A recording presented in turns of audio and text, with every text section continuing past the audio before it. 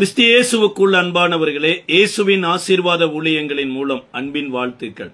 இந்த தொடர் உபவாச தியானத்தில் கொலேசியருக்கு எழுதின நிருபம் 2ஆம் அதிகாரம் 10வது வசனத்தில் இருந்து அவருக்குள் நாம் பரிபூரணமா இருக்கிறோம் என்று சொல்லி ஒவ்வொரு நாளும் தேவனுடைய பரிபூரணத்தையும் தேவனாலே பரிபூரணமாக்கப்பட்டவர்களையும் குறித்து நாம் தியானித்து வருகிறோம். இப்படி இந்த நாளிலும் தியானத்திற்கென்று எபிரேயருக்கு எழுதின நிருபம் 5வது அதிகாரம் 7வது வசனம். அவர் மாமிசத்தில் இருந்த நாட்களில் தம்மை மரணத்தினின்று ரட்சிக்க வல்லமை உள்ளவரை நோக்கி பலத்த சத்தத்தோடும் கண்ணீரோடும் விண்ணப்பம் பண்ணி வேண்டுதல் செய்து தமக்கு உண்டான பயபக்தி நிமித்தம் கேட்கப்பட்டு அவர் குமாரனாயிருந்தும் பட்ட பாடுகளினாலே கீழ்ப்படிதலை கற்றுக்கொண்டு தாம் பூரணமான பின்பு தமக்கு கீழ்ப்படுகிற யாவருக்கும் நித்திய ரட்சிப்பை அடைவதற்கு காரணராகி.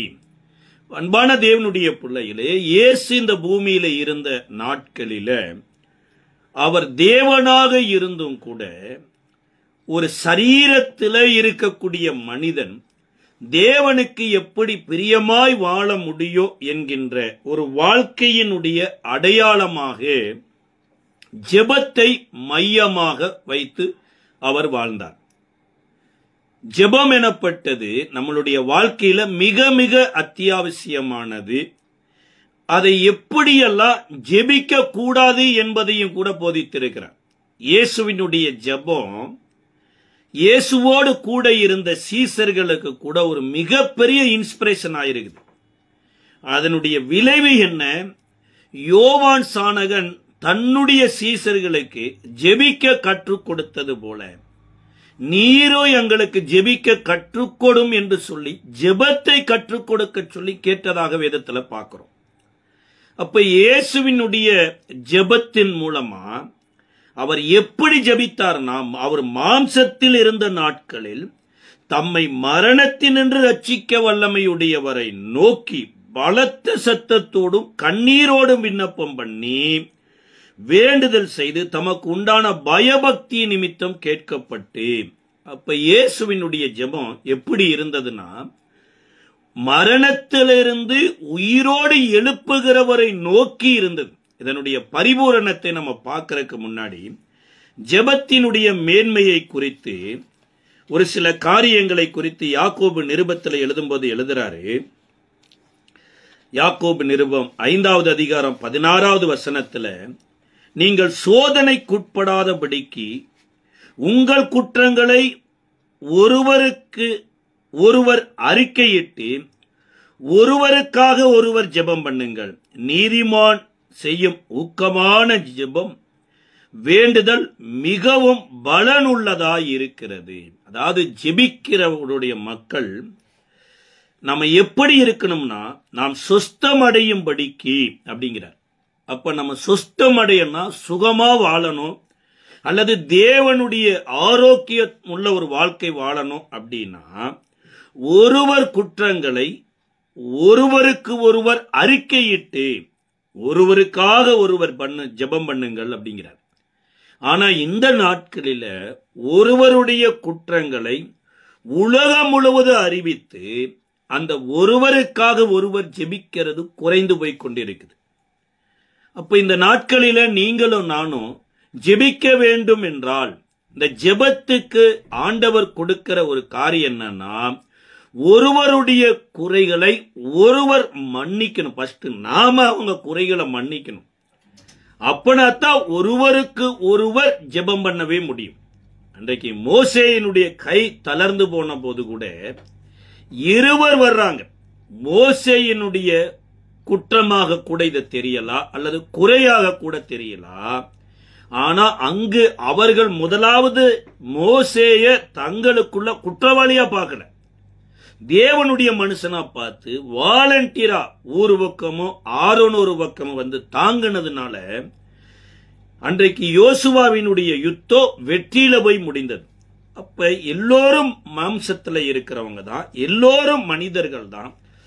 ஏதோ ஒரு குறை நமக்கு தெரியுதுன்னா நம்ம உடனே அந்த குறைய உலகமெங்கும் சொல்லாதபடி முதலாவது அந்த குறைய நாம மன்னிக்கணும்.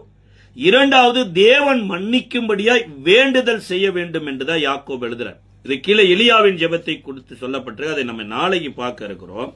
ஆனா பேதுரு கூட ஜெபம் எப்படி இருக்கணும் அப்படின்னா ஒரு நீதிமானுடைய ஜெபத்தை போல இருக்கணும் அப்படிங்கிறார். இதுல 1 பேதுரு 3வது அதிகாரம் 12வது வசனம் சொல்லுகிறது, கர்த்தருடைய கண்கள் நீதிமான் மேல் நோக்கமாயிருக்கிறது, அவருடைய செவிகள் அவர்கள் வேண்டுதலுக்கு கவனமாயிருக்கிறது, தீமை செய்கிறவர்களுக்கோ கர்த்தருடைய முகம் விரோதமாயிருக்கிறது. நீங்கள் நன்மையை பின்பற்றுகிறவர்களானால் உங்களுக்கு தீமை செய்கிறவன் யார்? இங்க பேதுரு சொல்லும்போது சொல்றாரு, நீங்க ஜெபிக்கிற ஜெபத்தை விட நீங்கள் நீதிமானா இருக்கணும். அதுதான் ரொம்ப ரொம்ப முக்கியம். அப்ப நீதிமானா இருக்கிறவர்கள் மேல கர்த்தருடைய கண்கள் நோக்கமா இருக்குது, அவருடைய செவிகள் கூட இவங்களுடைய விண்ணப்பத்திற்கு காத்திருக்குதுங்கிறார். அப்ப எப்படி சார் நான் எப்படி நீதிமானா வாழ்றது? இன்றைக்கு உலகம் முழுவதும் பாருங்க பாவத்துலதான் இருக்குது. எல்லோரும் பாவம் செய்து தேவ மகிமையற்றவர்கள் ஆனோம் அப்படிங்கிறோம். அப்ப நான் நீதிமானாவதற்கு என்ன செய்வது? பரிபூரணமான இந்த தியானத்துல பலிபீடத்தை தொடுகிறதெல்லாம் பரிசுத்தம் உள்ளதா இருக்கும் என்று வேதம் சொல்லுகிறது. அப்ப பலிபீடத்துல இன்றைக்கு நீங்களும் நானும் தொடுகிற போது அல்லது பலிபீடத்தோடு கனெக்ட் ஆகிற போது பரிசுத்தம் உள்ளவர்களாகிறோம்னா நீதிமான்களுக்கு அடுத்த ஸ்தானத்துக்குள்ளே போயிடும். அப்ப நீதிமான்களுக்கு ஏற்ற ஒரு நடக்கை எனப்பட்டது இருக்கணும் பாருங்க. அப்ப நீதிமானுடைய வாழ்க்கையை கர்த்தர் கண்ணோக்கிறது மாத்திரமல்ல, நீதிமானுடைய ஜெபத்தை கேட்கிறார் அப்படிங்கிறாரு. ஆனா பவுல் கொலேசியருக்கு எழுதும்போது எழுதுறாரு, கொலேசியருக்கு எழுதின நிருபம், ஜெபம் என்பது என்றைக்காவது ஒரு நாள் பண்ணுவதல்ல, அல்லது எப்போதாவது சமயம் கிடைக்கிற போதெல்லாம் ஜெபம் பண்ணுவதல்ல. ஜெபத்தை குறித்து எழுதும்போது எழுதுறாரு, கொலேசியருக்கு எழுதின நிருபம் 4வது அதிகாரத்தினுடைய 2வது வசனத்துல, இடைவிடாமல் ஜெபம் பண்ணுங்கள், ஸ்தோத்திரத்துடனே ஜெபத்தில் விழித்து இருங்கள் அப்படிங்கிறார். இப்ப இடைவிடாமல் ஜெபம் பண்ணுங்கன்னா ஜெபத்துல ஒரு இடையூறு எனப்பட்டது கட்டாயம் வரும். இடையூறு அப்படின்னா சிலர் சொல்ல முடியாது, ஜெபிப்பதற்கு அரசாங்கமே தடை விதித்தா கூட நீங்க ஜெபிக்கிறதுனால கட்டாயம் நீங்க தேச துரோகியா மாறலாம், தேச விரோதிகளா மாறலாம் என்று கூட சில சூழ்நிலைகள் எழும்பினாலுமே நாம ஜெபிக்கிறதை என்ன பண்ணிடக்கூடாது, விட்டுறக்கூடாது. ஸ்தோத்திரத்துடன் ஜெபத்துல விழித்தே இருக்கணுமா. பாபிலோன் தேசத்துல தானியேலின் மேல சாட்டப்பட்ட குற்றமே என்னன்னா, அவர் ஏதோ ஒரு பெண்ணை கற்பழித்தார் என்ற குற்றம் இல்லைங்க, அல்லது ஏதோ ஒரு வீட்டுல போய் தேவையான பொருளை கொள்ளையடித்தார் என்கிற குற்றம் இல்ல, அல்லது ஏதோ ஒரு மனிதனை கொலை செய்தான் என்ற குற்றம் இல்ல. அவர் மேல சாட்டப்பட்ட குற்றம் என்னன்னா, அவர் ஜெபம் பண்ணினார். அதுதான் அவர் மேல போட்ட குற்றம். சார், ஜெபிக்கிறது குற்றமாகுமா? யோசிச்சு பாருங்க. பாபிலோன் தேசத்துல இந்த தானியேலை சிங்கக்கபியில போட வேண்டும் என்று எத்தனையோ பேர் கங்கணம் கட்டிட்டு இருந்திருக்கிறாங்க பாபிலோனில். ஏன்னா 2 முக்கியமான காரியம். ஒன்று விடுபட்ட ஆகமத்தில் சொல்லப்பட்டிருக்குது, இன்னொன்று ஒரு அடிமையாய் வந்தவன் எப்படி ராஜாவுக்கு சிநேகிதன் ஆகலாம். நாங்க பாபிலோன்ல பிறந்தோம், பாபிலோன்லயே வளர்ந்தோம், ராஜா வீட்டுல எல்லா வேலையும் நாங்க தான் பார்த்தோம். இந்த ஆளு எருசலேமில இருந்து அடிமையாய் கொண்டு வரப்பட்டவன், இவன் எப்படி ராஜாவுக்கு சிநேகிதனா மாறலாம்? அப்ப என்ன, இவனை தேசத்துக்கு விரோதியாய் மாற்றும்படியா ஒரு திட்டம் போட்டுத்தான் ராஜாவை தவிர வேறு யாரையாவது வணங்குனா கட்டாயம் அவங்கள சிங்கக்கபியில போடணும் என்று ராஜாவுக்கு ஃபேவராவே ஒரு சட்டத்தை ஏற்றினாங்க பாருங்க. இந்த தானியேலின் சிநேகிதனா இருந்த பெல்சாத்சார் ராஜாவுக்கு இது தானியேலுக்கு விரோதமாய் போட்டிருக்கிற திட்டமே தெரியாம அதுல அவர் சீலும் போட்டார், கையெழுத்தும் போட்டார். இப்ப ஜியோ பாஸ் ஆயிடுச்சு. தானியேலுக்கு தெரியும் இந்த ஜியோ பாஸ் ஆனதுக்கு அப்புறம் இதுக்கு விரோதமாய் செய்தா கட்டாயம் மரண தண்டனை தான் வரும். ஆனா மரணம் இருக்கிற வரைக்கும் என்ன, தேவனோடு வாழ போறோம், இறந்ததுக்கு அப்புறம் தேவனுக்குள்ள வாழ போறோம். இந்த பூமியில இருக்கிற வரைக்குங்க தேவன் நம்மோடு இருப்பாரு. இந்த பூமியை காலை பண்ணும்போது நாம தேவனோடு இருக்கிறோம். இதுதான் ஆண்டவருடைய பிள்ளைகளுக்கு மாறாத ஒரு ஏக்கமும் நம்பிக்கையுமா இருக்குது. அப்ப தானியேலுக்கு இதுல தெளிவா இருந்தது. நமக்கு முன்னாடி மோசேயெல்லாம் வாழ்ந்தாரு, கர்த்தருக்காக பூமியில வாழ்ந்தாரு. அதுக்கப்புறம் இந்த பூமியை காலி பண்ணிட்டு கர்த்தரோட போய் வாழ்ந்துட்டு இருக்கிறாரு. இப்ப பாபிலோன் தேசத்திலையும் கர்த்தரோடு வாழறோம். ஒரு நாள் வரும் நம்ம பாபிலோனை காலி பண்ணிட்டு கர்த்தருக்காக போய் வாழ்ந்ததுக்காக கர்த்தரோடு வாழக்கூடிய ஒரு காலத்தை வந்துருவாரு. இந்த பூமியில நம்ம தேவனோடு கூட வாழணும். பூமியை காலி பண்ணும்போது தேவன் நம்மோடு கூட வாழ்வதற்கு அவர் ஒரு ஸ்தலத்தை ஆயத்தப்படுத்துவார்னு பயங்கரமான நம்பிக்கையில ராஜாவினுடைய கையெழுத்து போட்டது என்று தெரிந்தே இருந்தும் கூட ஜெபத்தை மாத்தலைங்க. இதனாலதான் கொலைசியருக்கு எழுதின நிருபத்துல பவுல் எழுதுறாரு, இடைவிடாமல் ஜெபம் பண்ணுங்கள். ஏதோ ஒரு சம்பவம் வந்துருச்சு அதுக்காக ஜெபத்தை விட்டுறக்கூடாது. ஜெபங்கிறது தேவனோடு வைத்திருக்கிற ஒரு ரிலேஷன்ஷிப். தேவனும் நீங்களும் நானும் ஐக்கியமா இருக்கிறதற்கான ஒரு வெப்பன். இதை என்ன பண்ணிடக்கூடாது, எந்த சூழ்நிலையை விட்டுறக்கூடாது. அதற்காக பரிசேயர் செதுசேயர் மாதிரி எல்லாம் ஜெபிக்க கூடாது. வழிகள் எங்கு வந்தனங்களையும் வழிகள் எங்கே கனத்தையும் விரும்பி பெரிய அங்கிய உடுத்தி கொண்டு அவர்கள் ஜெபங்கள் கேட்கப்படும் அதிக வசனிப்போடு கூட ஜெபிக்க கூடாது. நம்மளுடைய ஆண்டவர் என் வாயில சொல் பிரவாதத்திற்கு முன்னே இன்னது தேவை என்று அறிந்திருக்கிறார். அப்ப என் ஜெபம் கருத்துள்ளதா இருக்கணும், அதுவே பலனுள்ளதா இருக்கணும். அப்ப இதுலதான் தானியேல் பாபிலோன் தேசத்துல ஜெபிச்சதுனால தண்டனை கிடைக்குது. அது எப்பேற்பட்ட தண்டனைனா சிங்கக்கபியில கொண்டு போய் போடுற தண்டனைங்க. அந்த நாட்களில பாபிலோன் தேசத்துல தேச விரோதமாக செயல்படுகிறவர்களை இந்த நாட்களில எப்படி மரண தண்டனை, தூக்கு தண்டனை எனப்பட்டது கொடுக்கிறது போல, அல்லது என்கவுண்டர்ல கொலை செய்கிறது போல, அந்த நாட்கள்ல பாபிலோன் தேசத்துல பசியோடு கொடூரமா இருக்கக்கூடிய சிங்கக்கபியில கொண்டு போய் போடணும். அதே மாதிரி தானியேலை தூக்கி போய் போட்டாங்க. ஜெபத்தினாலதான் தூக்கி போட்டாங்க. ஆனா அந்த சிங்கங்கள் தானியேலை சேதப்படுத்தாதபடி கர்த்தர் சிங்கத்துக்கு கட்டளையிட்டாராம். வேதம் சொல்லுகிறது, அங்க ஒருத்தர் வேத பண்டிதர் சொல்லும் போது எப்படி சொல்றாருன்னா, தானியேலுக்கு எப்பேற்பட்ட ஒரு சிங்க மசாஜ் வேற எங்கேயுமே நடந்திருக்காதாமா. அப்ப இந்த நாட்களில் சில நேரம் நெருக்கப்படுறோம், உபத்திரவப்படுகிறோம், தேச எதிராயிருக்குது, மக்கள் எதிராயிருக்கிற போது ஒன்று மறந்துடக்கூடாது, பரலோகமும் பரலோகத்தின் மகிமையும் நம்மை அனுகூலமாயிருப்பதை அந்த நாட்களில் உணர முடியும். அப்ப இடைவிடாமல் ஜெபம் பண்ணுங்கள் அப்படிங்கிறது தானியேலுடைய வாழ்க்கையில பார்க்கிறோம். வேதத்துல நேரத்துக்கு தகுந்தாற் போல ஒரு 6 பேருடைய முக்கியமான ஜெபத்திலையும் அதுல இயேசுவினுடைய மகிமை நிறைந்த ஜெபத்தையும் பார்க்க போறோம்.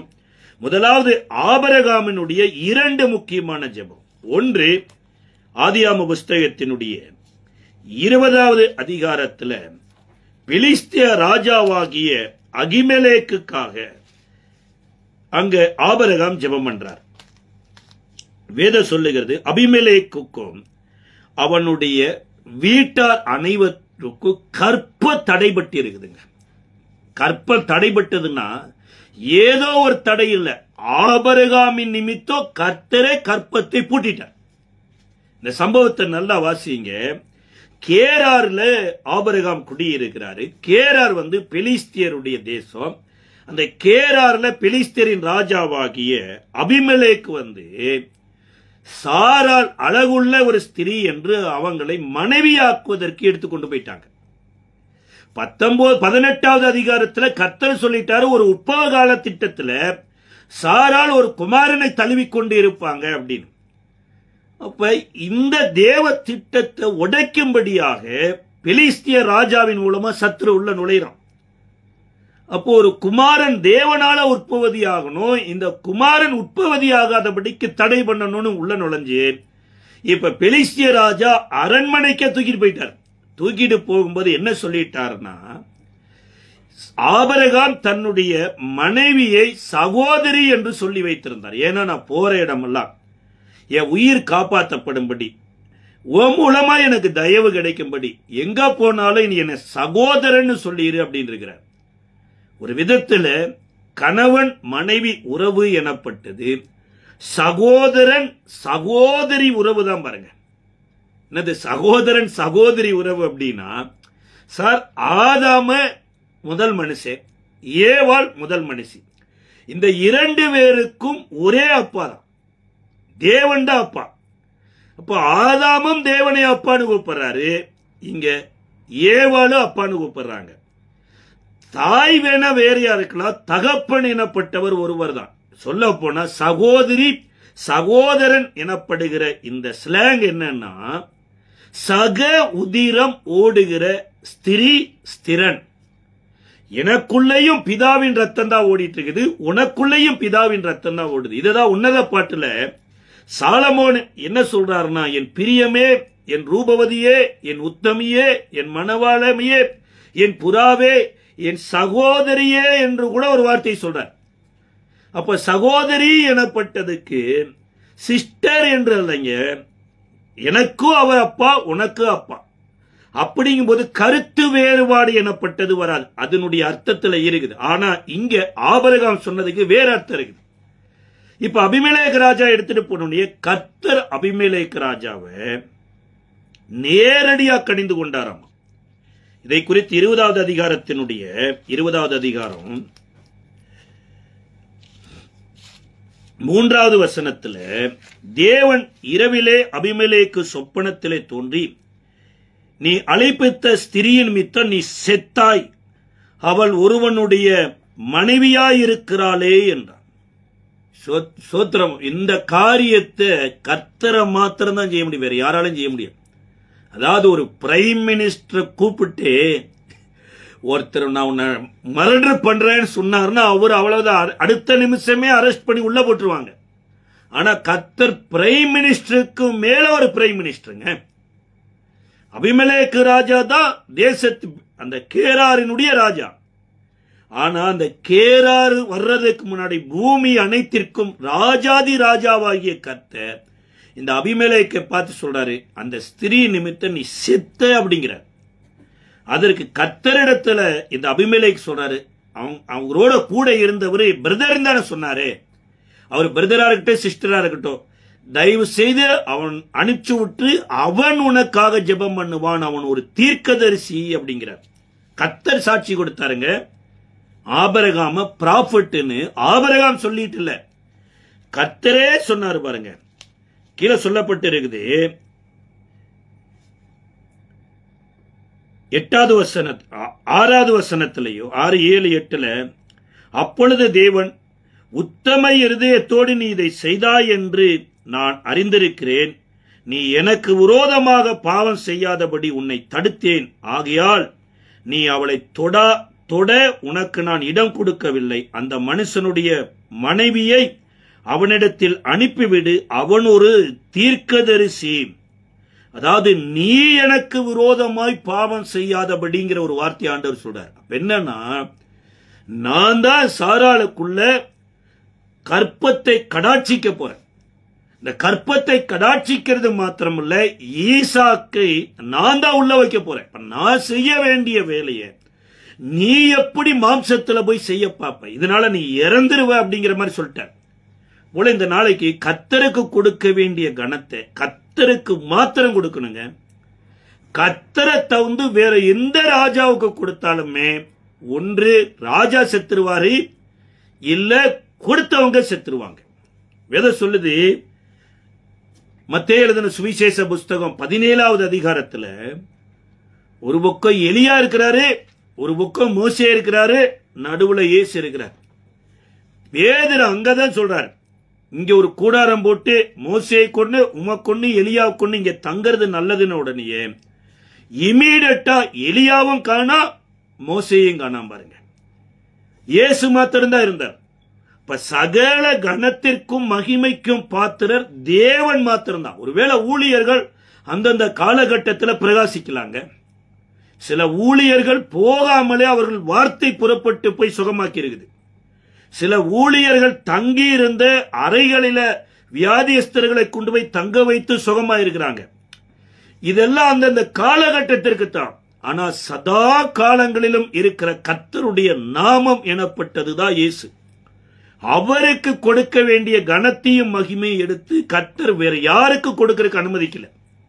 அப்ப இங்க வேதம் சொல்லுகிறது, இந்த அபிமெலேக்கு ராஜா அதிகாலையில எழுந்து 9வது வசனத்துல 8-9 அபிமெலேக்கு அதிகாலையில எழுந்து தன் ஊழியக்காரரை எல்லாம் அழைப்பித்து இந்த சங்கதிகளை எல்லாம் அவர்கள் கேட்கும்படி சொன்னான்.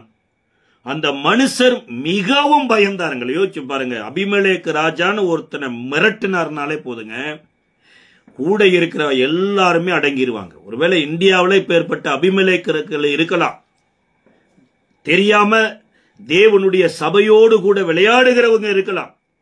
ஆனா கர்த்தர் இறங்கி ஒரே ஒரு மிரட்டினாலே போதும், அபிமெலேக்கின் மூலமா எல்லோரும் அடங்கிடுவாங்க பாருங்க. ஒருவேளை கடந்த நாட்களில் அப்படி நடந்திருக்கலாம், வருகிற காலங்களில் கர்த்தர் அப்படி நடத்தலாம். வேதம் சொல்லுகிறது, அப்பொழுது அபிமெலேக்கு ஆபிரகாமை அழைப்பித்து, நீ எங்களுக்கு என்ன காரியம் செய்தாய்? என் மேலும் என் ராஜ்யத்தின் மேலும் கொடிய பாவம் சுமருவதற்கு உனக்கு நான் என்ன குற்றம் செய்தேன்? செய்யத்தகாத காரியத்தை செய்தாயே என்றான். பின்பு அந்த அபிமெலேக்கு ஆபிரகாமை நோக்கி, என்னத்தை கண்டு இந்த காரியத்தை செய்தாய் என்றான். கடைசியா அந்த அபிமெலேக்கு தேவையான அத்தனையும் கொடுத்துங்க ஆபிரகாமையும் சாராளையும் அனுப்பிச்சுட்டார். சார், காரியம் முடிஞ்சிருச்சு இல்லையா? அவர்தான் தப்பு பண்ணல, தேவன் சொன்னாரு. உடனே மனைவியை அனுப்பிச்சாச்சு, இதுக்கு மேல தேவையான எல்லாத்தையும் கொடுத்து அனுப்பிச்சாச்சு. அதுக்கப்புறம் எப்படி என் குடும்பத்துல தீமை இருக்கும்? இன்னைக்கு நிறைய பேர் என்ன நினைச்சிட்டு இருக்கிறாங்க அப்படின்னா, நான் சுவிசேஷத்தை கேட்டேன், ரட்சிக்கப்பட்டேன், ஞானஸ்தானம் எடுத்துட்டேன், என் பாவமெல்லாம் முடிஞ்சிருச்சுல்ல. கிடையாதுங்க. பாவத்துல செத்துத்தான் இருக்கிறீங்க. நீ நீதிக்கு பிழைக்க வேண்டி இருக்கு இல்லையா? இந்த நீதிக்கு பிழைக்கிறதற்கு இன்னொரு காரியம் இருக்குது. ஞானஸ்தானம் எனப்பட்டது தேவனுடைய ஊழியர்கள் கொடுக்கிறது. இது ஜலத்தினால. ஆனா தேவன் கொடுக்கிற ஒரு ஸ்நானம் ஒண்ணு இருக்குதுங்க, அதுதான் உயிர்ப்பிக்கிறது. இந்த உயிர்ப்பிக்கப்படலைன்னா தேவனுக்காக வாழ முடியாது பாருங்க. இன்னைக்கு எல்லாரும் அந்த ஸ்நானத்திலேயே நான் ரட்சிக்கப்பட்டேன்னு நினைச்சிட்டு இருக்கிறாங்க. கிடையவே கிடையாது. ஒருவன் ஜலத்தினாலும் ஆவியினாலும் பிறவாவிட்டால் அவன் தேவனுடைய ராஜ்யத்தில் பிரவேசிக்க மாட்டான். இன்றைக்கு நீங்களும் நானும் தேவனுடைய ராஜ்யத்துக்குரியவங்களா தேவனுக்குரியவங்களாகனா நம்ம பாவ அறிக்கை செய்து விட்டுட்டோம் அப்படிங்கறதுல கிடையாதுங்க. இனி பாவம் செய்யாதபடி வாழணுமே. நான் இதுவரைக்கும் செஞ்ச பாவத்தை அறிக்கை செய்து விட்டுட்டேன், அப்ப இனிமேல் நான் பாவம் செய்ய மாட்டேனா அப்படின்னா, வருடந்தோறும் பஸ்கா அனுசரிக்கிறது வருடம் நாங்கள் பாவம் செய்கிறங்கிறதுக்கான பாவ அறிக்கை தானே. அப்ப பாவத்தை கொல்லணுமா இருந்தா என்னை தேவன் உயிர்ப்பிக்கணும் பாருங்க, நான் ஜீவனுக்குரியவனா மாறணும். அப்ப ஆபிரகாம் இங்க இந்த குடும்பத்தின் மேல இருக்கக்கூடிய இப்பேற்பட்ட இந்த சாபத்திலிருந்து இவங்களை ரிலீஸ் பண்ணணும். இவர் ஜெபம் பண்ணினா தான் அவங்க ரிலீஸ் ஆவாங்க. அப்ப இவர் எப்படி ஜெபம் பண்ணினார்னா, இதை குறித்து 20வது அதிகாரத்தினுடைய 17-18 வசனம் சொல்லுகிறது. ஆபிரகாமினுடைய மனைவியாகிய சாராளின் நிமித்தம் கர்த்தர் அபிமெலேக்குடைய வீட்டாரின் கற்பங்களை எல்லாம் அடைத்தபடியினால் ஆபிரகாம் தேவனை நோக்கி வேண்டிக் கொண்டான். அப்பொழுது தேவன் அபிமெலேக்கையும் அவன் மனைவியையும் அவன் வேலைக்காரிகளையும் குணமாக்கி பிள்ளை வரும்படி அனுகிரகம் பண்ணினார். எல்லாத்தையும் கொடுத்ததுனால தேவன் அனுகிரகம் பண்ணல, இங்க ஆபிரகாம் ஜெபித்ததுனால அனுகிரகம் பண்ணினார். வர இங்கதான் ஆபிரகாமுடைய ஜெபம். அதாவது இந்த இடத்துல ஆபிரகாமுக்கே குழந்தை இல்லைங்க, ஆனா கர்த்தர் பிராமிஸ் பண்ணிட்டார். ஆபிரகாமே ஒரு உற்பவ கால திட்டத்தில் உன் மனைவியாகிய சாரால் ஒரு பிள்ளையை தழுவிக்கொண்டு இருப்பாள் என்று முன்னமே பிராமிஸ் பண்ணிட்டார். ஆனா இதுக்கிடையில் தான் அபிமெலேக்கு ராஜா உள்ள வர்றாரு. இப்ப ஆபிரகாமினுடைய ஜெபத்தை கேட்டு அபிமெலேக்கு ராஜாவினுடைய வீட்டாரினுடைய கற்பத்தை திறக்கிறார். இப்போ ஃபர்ஸ்ட் ஆபிரகாமினுடைய ஜெபத்துல என்ன இருக்குதுன்னா, தேவன் மன்னித்திருக்கிறவங்களை நாமளும் மன்னித்து ஜெபிக்க வேண்டும் என்கிறதை தேவன் இங்க சொல்றார். ஆபிராமா இருந்த போது ஜெபித்த ஜெப வேறங்க, ஆபிரகாமா மாறினதுக்கு அப்புறம் இங்க வேதம் சொல்லுகிறது தேவன் இந்த அபிமெலேக்கு ராஜாவை மன்னிச்சிட்டார். ஒருவேளை இது சாரால் ஆபிரகாமினுடைய மனைவி என்று அறியாமல் எடுத்ததுனால மன்னிச்சு அனுப்பிச்சார். அப்ப தேவன் மன்னித்தவர்களை நானும் மன்னிக்க வேண்டும் என்று ஆபிரகாமின் மூலமா கர்த்தர் சொல்றாரு. ஆபிரகாமினுடைய ஜெபம் இப்படி இருக்குது. இரண்டாவது காரியம், 18வது அதிகாரத்துல தேவன் ஆபிரகாம நம்பி ஒரு மிகப்பெரிய ஒரு காரியம் நடக்கிறதுக்கு முன்னமே அறிவிக்கிறார். அதாவது ஆபிரகாமுக்கு ஏன் தேவன் அறிவித்தார்னா, ஆபிரகாம் தேவனுடைய நீதி நியாயங்கள் கற்பனைகளை எல்லாம் தன் பிள்ளைகளுக்கும் சந்ததிகளுக்கும் அறிவிப்பான் என்பதை அறிந்து சொல்லுகிறார். இதை குறித்து ஆதியாகம புஸ்தகம் 18வது அதிகாரத்தினுடைய 18வது அதிகாரம் 16 இருந்து 17 வரைக்கும் வாசிக்கிறோம். பின்பு அந்த புருஷர் எழுந்து அவ்விடம் விட்டு சோதோமை நோக்கி போனார்கள். ஆபிரகாம் அவர்களோட கூட போய் வழிவிட்டு அனுப்பினான். அப்பொழுது கர்த்தர், ஆபிரகாம் பெரிய பலத்த ஜாதியாவதினாலும் அவனுக்குள் பூமியில் உள்ள சகல ஜாதிகளும் ஆசீர்வதிக்கப்படுதினாலும் நான் செய்ய போகிறதை ஆபிரகாமுக்கு மறைப்பேனோ? கர்த்தர் ஆபிரகாமுக்கு சொன்னதை நிறைவேற்றும்படியாய் அவன் தன் பிள்ளைகளுக்கும் தனக்கு பின்வரும் தன் வீட்டாருக்கும் நீங்கள் நீதியையும் நியாயத்தையும் செய்து கர்த்தருடைய வழியை காத்து நடவுங்கள் என்று கட்டளையிடுவான் என்பதை அறிந்திருக்கிறேன் என்று சொல்லிதான் கீழே சொல்றாரு. சோதோம் குமோரோ பட்டணத்தினுடைய பாவம் கொடிதாயிருக்கிறது, தேவ சமூக வரைக்கும் வந்துருச்சு, அது உண்மையா என்று பார்ப்பதற்கு ஆட்களை அனுப்புகிறேன் அப்படிங்கிறார். ஆல்ரெடியே இந்த சோதோம் குமோரோ பட்டணத்தின் மேல ஒரு டெம்பரவரியான நியாய தீர்ப்பு வந்தது. அதுதான் அவங்க சிறைப்பட்டு போன ஒரு காரியம். இப்ப நிரந்தரமான ஒரு நியாய தீர்ப்பு வரப்போகுது. அந்த முதல் நியாய தீர்ப்பு சத்துருவின் மூலமா வந்தது. இரண்டாவது நியாய தீர்ப்பு தேவனாலே வரப்போகுது. அப்ப முதல் நியாய தீர்ப்புல தன்னுடைய சகோதரனை போல இருந்த லோத்துவனுடைய மனைவியோ காக்கப்பட வேண்டுமே என்று ஆபிரகாம் தன்னோடு கூட இருக்கிற ஆட்களை கூட்டிக் கொண்டு போய் தான் மிகப்பெரிய ஒரு யுத்தத்தை நடத்துறார். ஆபிரகாம் அங்கதான் யுத்தம் பண்ணினாரே தவிர வேற எங்கேயுமே யுத்தம் பண்ணலைங்க. எகிப்தின் ராஜா கூட அவருடைய மனைவி எடுத்துட்டு போனார், அங்கெல்லாம் யுத்தம் பண்ணதாக சொல்ல. இந்த 20வது அதிகாரத்துல கூட பிலிஸ்திய ராஜாவாகிய அபிமெலேக்கு மனைவி எடுத்துட்டு போனார், அங்க யுத்தம் பண்ணதாக சொல்லல. ஆனா 14வது அதிகாரத்துல லோத்துவுக்காக யுத்தம் பண்ணன போய் இதுக்கப்புறம் சகலத்தையும் மீட்டுக் கொள்கிறதுதான் மெல்கிசேதேக் எனப்பட்ட ஒரு ஆசாரியன் வருகிறார். இந்த மெல்கிசேதேக் ஆசாரியனிடத்துல ஆபிரகாம் தசமபாகம் கொடுக்கிறாரு. இந்த மெல்கிசேதேக் எனப்பட்ட ஆசாரியன் கர்த்தரை அறிவிக்கிறார், அப்பத்தையும் திராட்சரசத்தையும் கொடுக்கிறார். ஆனா இந்த காரியம் நடந்த பின்பு சோதோமின் ராஜா வர்றாருங்க. யோசிச்சு பாருங்க, சோதோம் ராஜாவுக்கும் ஆபிரகாமுக்கு சம்பந்தமே இல்லை. அப்போ சோதோமின் ராஜா ஆபிரகாமிட கெஞ்சுறார், ஐயா ஜனங்களை எல்லாம் எனக்கு கொடுத்துரும், நீ கொள்ளையில சம்பாதிச்சிட்டு வந்தது எல்லாம் எடுத்துக்கொள்ளு அப்படிங்கிற. ஆனா சோதோம் குமோரோ பட்டணத்துக்கு உள்ள இருக்கிற லோத்துவின் மனைவியோ லோத்துவின் பிள்ளைகளோ லோத்துவின் மேய்ப்பர்களோ யாருமே ஆபிரகாமின் இடத்துல வரலைங்க. எங்களுக்கு இவ்வளவு பெரிய உதவி செய்திருக்கிறீங்களா பிரதர், நாங்க என்னதான் உங்களுக்கு தீமை செய்தாலோ எங்களை இந்த சிறையிருப்பிலிருந்து மீட்க காரணமா இருந்தீங்களே, ரொம்ப தேங்க்ஸ் ஆபிரகாம் என்று ஒரு வார்த்தையை சொல்லல. இன்னியும் சொல்ல போனா இனிமேல் இங்க இருக்கிறது எங்களுக்கு பாதுகாப்பு இல்ல, நாங்க உங்களோடயே வந்து விடுகிறோம் என்று சொல்லி ஆபிரகாமோடு கூட போகல. மறுபடியும் அவர்கள் சோதோம் குமோரோல தான் இருந்தாங்க. ஆபிரகாமினுடைய அந்த நல்ல இருதயத்தை பாருங்க. அவன் என் கூட பேசல, நான் எனக்கு செய்த நன்மைக்கு தகுந்தபடி எனக்கு செய்யல, ஆனாலும் அவன் அழிஞ்சிடக்கூடாதே என்று சொல்லிதான் அந்த 18வது அதிகாரத்துல தேவனிடத்துல மன்றாடி ஜபிக்கிறாருங்க. ஒருவேளை 50 நீதிமான் இருந்தா அந்த பட்டணத்தை நீ அழிப்பீரோ? ஏன்னா ஒரு 50 பேர் ஆபிரகாமை விட்டு பிரிஞ்சு போயிருப்பாங்க, லோத்துவோட சேர்ந்து மெய்ப்பர்கள் எல்லாம் சேர்த்தி. அப்ப அந்த 50 பேரும் கொஞ்ச நாள் என் கூட இருந்தாங்க, கட்டாயம் என்ன போல இருப்பாங்க என்கின்ற ஒரு ஏக்கத்துல கர்த்தரை நோக்கி ஜெபிக்கிறாருங்க. ஆனா கர்த்தர் சொல்றார், ஆபிரகாமே நீ நினைக்கிற மாதிரி அவங்க இல்லப்பா, தேவனுடைய தொடர்புன்னு ஒண்ணு இருந்தா தான் நீதிமான வாழ முடியும்.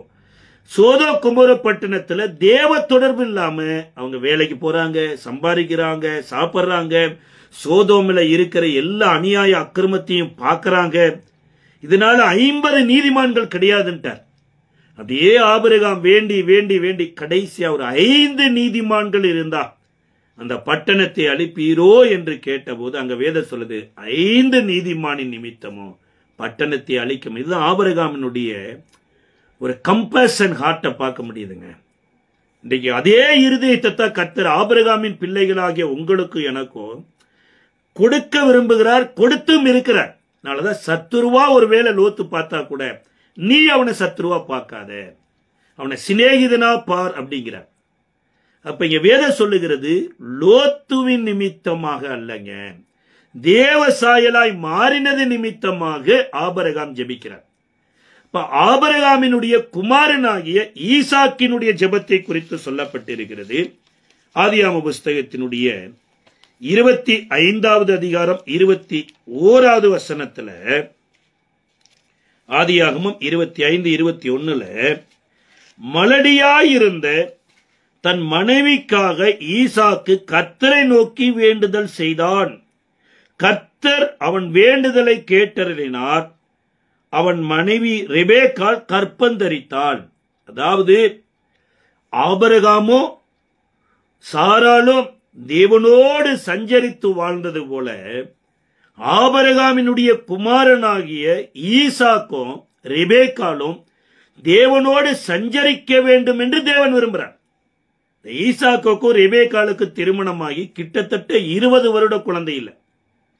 20 வருட குழந்தை இல்லை. ஆனா ரெபேக்காள் ரேச்சலை போல எனக்கு குழந்தை தாருன்னு சண்டையும் போடல, அல்லது ஆபிரகாமினுடைய மனைவி ஆகிய சாராயை போல நான் வேற யாராவது ஒரு அசிஸ்டன்ட் உனக்கு ஏற்படுத்தட்டுமான்னு கேட்கல. வேதம் சொல்லுகிறது குழந்தை இல்லைன்னா என்ன, கர்த்தர் இருக்கிறார் என்கின்ற சந்தோஷத்துல இருக்கிறாங்க. பட் ஒரு நாள் இப்ப குழந்தைக்காக ஈசாக்கு ஜெபிக்கலைங்க. இங்க வேதம் சொல்லுது அவங்க குழந்தை இல்லாம இருந்தாங்க தான். ஆனா அவர் குழந்தைக்காக ஜெபிக்கல, ரெபேக்காளுக்காக ஜெபித்தார். ஏன் அப்படின்னா அந்த அம்மா இந்த ஈசாக்கை கைப்பிடிக்கிற வரைக்கும் வாழ்ந்த வாழ்க்கை எனப்பட்டது லாபானுடைய வீட்டுல. யோசிச்சு பாருங்க, இந்த யாக்கோபு போகும்போதே லாபான் விக்கிரகங்களை வைத்து அவர் வாழ்ந்திருக்கிறார். அந்த விக்கிரகத்தை தான் அந்த ரேச்சல் கூட எடுத்துட்டு வர்றாங்க.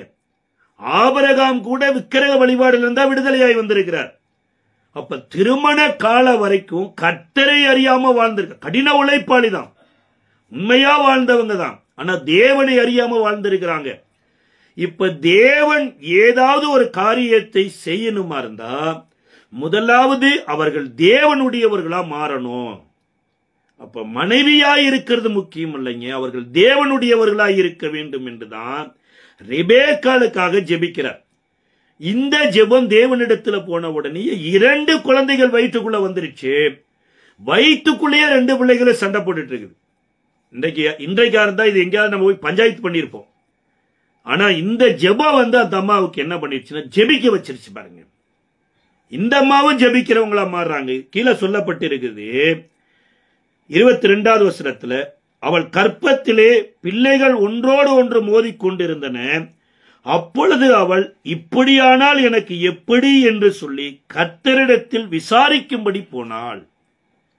கணவன் நல்லா ஜெபிக்கிறவரா மாறினதுனால ஜெபிக்காத குடும்பத்துல இருந்து வந்த ஒரு பெண்மணி கூட பாருங்க ஜெபிக்கிறவங்களா மாறிட்டாங்க. அதுவும் எப்படி, கருத்தா ஜெபிக்கிறவங்களா மாறிட்டாங்க. இப்ப இந்த அம்மாவுடைய ஜெபத்தை கேட்டதா கர்த்தர் இந்த அம்மாட்ட சொல்றார். 23வது வசனம், அதற்கு கர்த்தர் 2 ஜாதிகள் உன் கற்பத்தில் உண்டாயிருக்கிறது, 2 விதமான ஜனங்கள் உன் வயிற்றில் இருந்து பிரியும், அவர்களில் ஒரு ஜனத்தார் மற்ற ஜனத்தாரை பார்க்கலும் பலத்திருப்பார்கள், மூத்தவன் இளையவனை சேவிப்பான் என்று கர்த்தர் இந்த ரெபேக்காளுடைய ஜெபத்தை கேட்டு ரெபேக்காள்கிட்ட பேசினார். இங்க ரெபேக்காளுடைய ஜெபத்தை குறித்து சொல்லப்பட்டிருக்குது. நாளைக்கு இந்த யாக்கோபுடைய ஜெபத்தையும் எலியா ஜெபத்தையும் நம்ம பார்க்கிறோம். அடுத்து மோசேயினுடைய முக்கியமான ஜெபம் சொல்லப்படுதுங்க. மோசேயினுடைய 3 ஜெபம் நிறைய ஜெபிச்சிருக்கிறாரு. அதுல முக்கியமா ஊழியத்திற்கு கர்த்தர் அழைக்கிற போது யாத்திராகமம் 3வது அதிகாரத்திலையும் 4வது அதிகாரத்திலையும் மோசே கர்த்தரிடத்தில் பேசின முக்கியமான சில காரியங்களை வேதத்தில் எழுதப்பட்டிருக்குது. முதலாவது காரியம் யாத்திராகமம் 3வது அதிகாரத்துல 11வது வசனத்துல, அப்பொழுது மோசே தேவனை நோக்கி பார்வோனிடத்திற்கு போகவும் இஸ்ரவேல் புத்திரர் எகிப்திலிருந்து அழைத்து வரவும் நான் எம்மாத்திரம் அப்படிங்கிறார். ஃபர்ஸ்ட் இவர் ஜெபித்த ஜெபம். முதலாவது தேவன் முச்செடியிலிருந்து அவரை அழைக்கிறார். உலகத்தில் எத்தனையோ செடிகள் இருக்கும்போது மோசேயை அழைப்பதற்கு தேவன் தெரிந்து கொண்ட செடி எதுனா முச்செடி தான். ஏன் முச்செடியை தேவன் பூமியில வெளியே செய்தார் என்று ஆதியாகமம் 3வது அதிகாரம் 4வது அதிகாரத்துல சொல்லப்பட்டிருக்குது. படைப்புல முச்செடி இல்ல.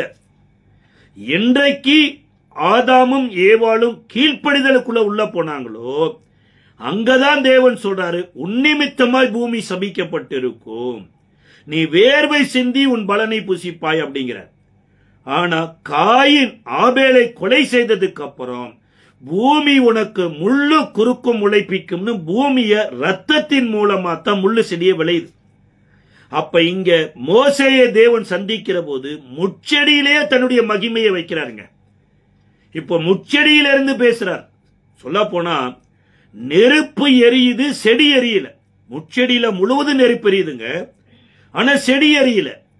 இந்த அற்புத காட்சியை பார்க்கலாம் என்று கிட்டத்துல போகும்போது கர்த்தர் சொல்றாரு, மோசே நீ நிற்கிற இடம் பரிசுத்த பூமி, உன் பாதரட்சியை கலட்டுங்கிறார். இப்ப ஏன் முச்செடியை தேவன் மோசேயை சந்திக்கும் போது தெரிந்தெடுத்தார்னா அழைப்பிலேயே மோசேக்கு ஒரு தெளிவை கொடுக்கிறார். அதாவது இந்த முச்செடி எனப்பட்டது உன்னுடைய பார்வையில முச்செடிப்பா, ஆனா நான் படைத்த பூமியில நான் தான் இதை விளைய வைத்திருக்கிறேன், எனக்கு அது முச்செடி, அது ஒரு செடிதான். அதே போல நீ எகிப்து தேசத்துல ஒரு கொலை செய்து 40 வருடமா இங்க சுத்திட்டு இருக்கிற, அந்த ரத்தத்தை பூமியில சிந்திட்ட, நீ நினைத்து கொண்டிருக்கிற நீ கொலைகாரன் என்று. ஆனா நான் உன்னை மனிதனா பார்க்கிறேன், இன்னி சொல்ல போனா உன்னை பயன்படுத்த பார்க்கிறேன். இந்த முச்செடியவே பயன்படுத்தி உன் கூட பேசுவேன்னா உன்னை பயன்படுத்தி எகிப்தில் அடிமையா இருக்கிற இஸ்ரவேலை விடுதலையாக்க போகிறேன் என்று அழைப்பிலேயே தேவன் உறுதிப்படுத்தி கூப்பிடுறார். அவர் என்ன சொல்றார், நான் எம்மாத்திரம், முச்செடி எம்மாத்திரங்க. முச்செடி ரொம்ப குவாலிட்டியான செடியோ, சந்தன செடியா இல்ல ஒளிவ செடியா இல்ல கேதுரு செடியா, சாபத்தின் அடையாளமாயிருக்கிறதையே தேவன் தேர்ந்தெடுத்து ஒரு மனிதனிடத்துல பேசுவார் என்றால், மோசே நான் உன்னை பயன்படுத்துவதற்கு எந்த விதத்துல தடை இல்லை, நீ வா அப்படிங்கிற. அதற்கு கீழே சொல்லப்பட்டிருக்கு மோசேனுடைய அடுத்த ஜெபம். அப்பொழுது மோசே தேவனை நோக்கி, நான் இஸ்ரவேல் புத்திரிடத்தில் போய் உங்கள் பிதாக்களுடைய தேவன் உங்களிடத்திற்கு என்னை அனுப்பினார் என்று அவர்களுக்கு சொல்லும் போது அவருடைய நாமம் என்ன என்று என்னிடத்தில் கேட்டால் நான் அவர்களுக்கு என்ன சொல்லுவேன்?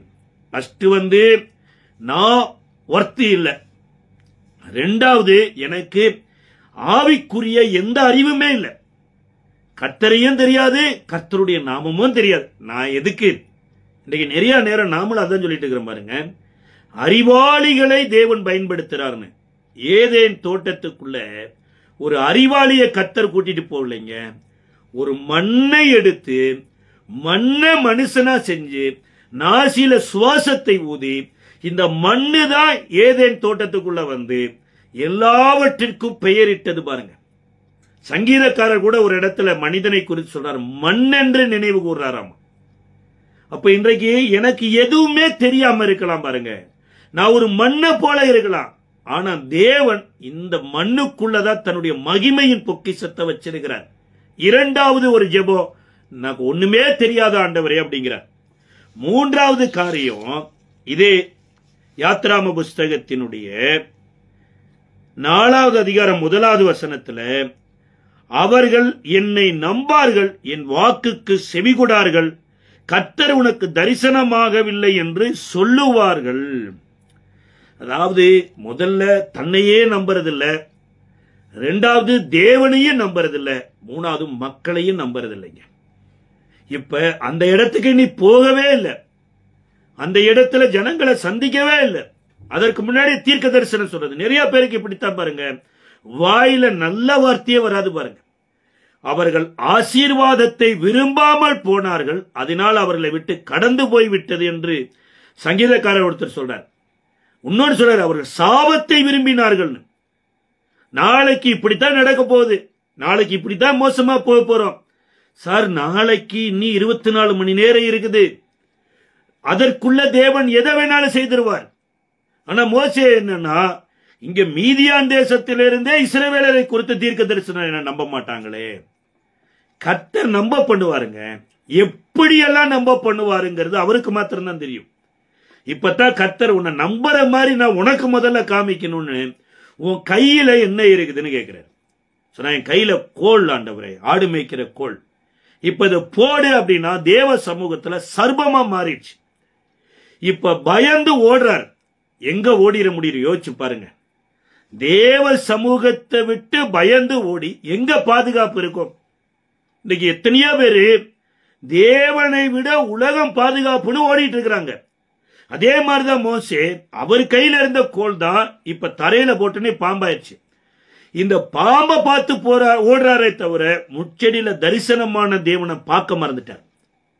இப்ப கர்த்தர் மோசேட்ட மறுபடியும் சொல்றார், மோசே, நீ பயந்து ஓடுறதுக்கு நான் உன்னை அழைக்கல, சர்பத்தை பார்த்து பயப்படுறதுக்கு நான் உன்னை அழைக்கலப்பா.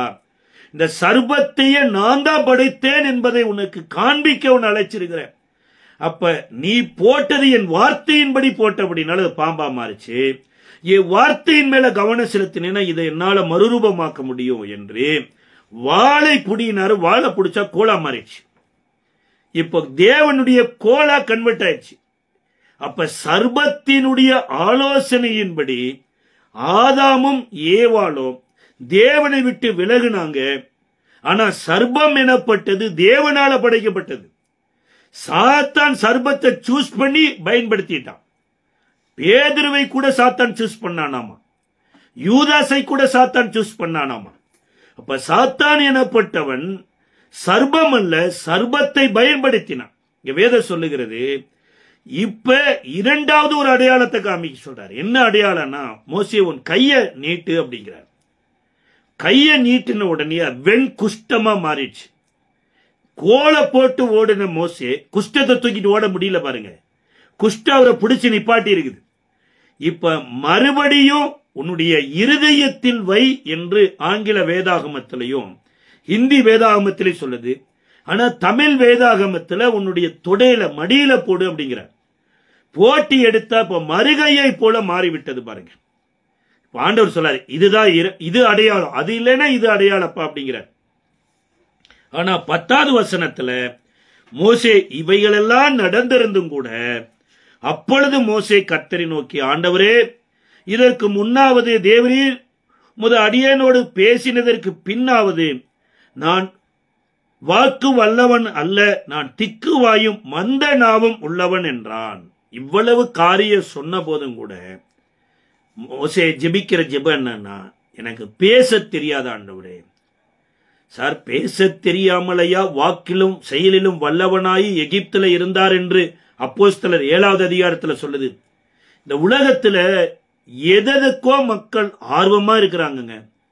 ஆனா தேவனுடைய ஊழியர் செய்வதற்கும் தேவனுடைய நாமத்தை மகிமைப்படுத்துவதற்கு இந்த உலகத்தின் அதிபதி இந்த ஜனங்களை வஞ்சித்து வைத்து அதுல ஈடுபாடு இல்லாம தள்ளி விடுகிறான். இப்ப கர்த்தர் அங்க கோபமே கொள்றாரு. அங்கதான் ஆரோனை தேவன் தேர்ந்தெடுக்கிறார். இப்ப மோசேயினுடைய முதலாவது ஜெபம் அழைப்புலையே எல்லாவற்றையும் கிளியரா சொல்றார். அதுல இன்னொன்னு சாக்கு போக்கோடு கூட சொன்னார். ஆனா கர்த்தர் தான் அவரை அழைத்து கொண்டு வந்தார். இப்ப ஊழியம் எனப்பட்டது மோசே விரும்பி வரல, இன்னும் மற்றவங்க யாரோ கூட்டிட்டு வரல, தேவனுடைய தீர்மானம் இருந்து கூட்டிட்டு வந்தார் பாருங்க. இரண்டாவது காரியம், யாத்ராம புஸ்தகம் 32வது அதிகாரத்துல மோசே கெஞ்சி ஜெபிக்கிறார். ஏன் அப்படின்னா, ஜனங்களை கர்த்தர் ஒரு நிமிஷத்தில் அதமாக்குவேன் என்று சொல்லிட்டார்.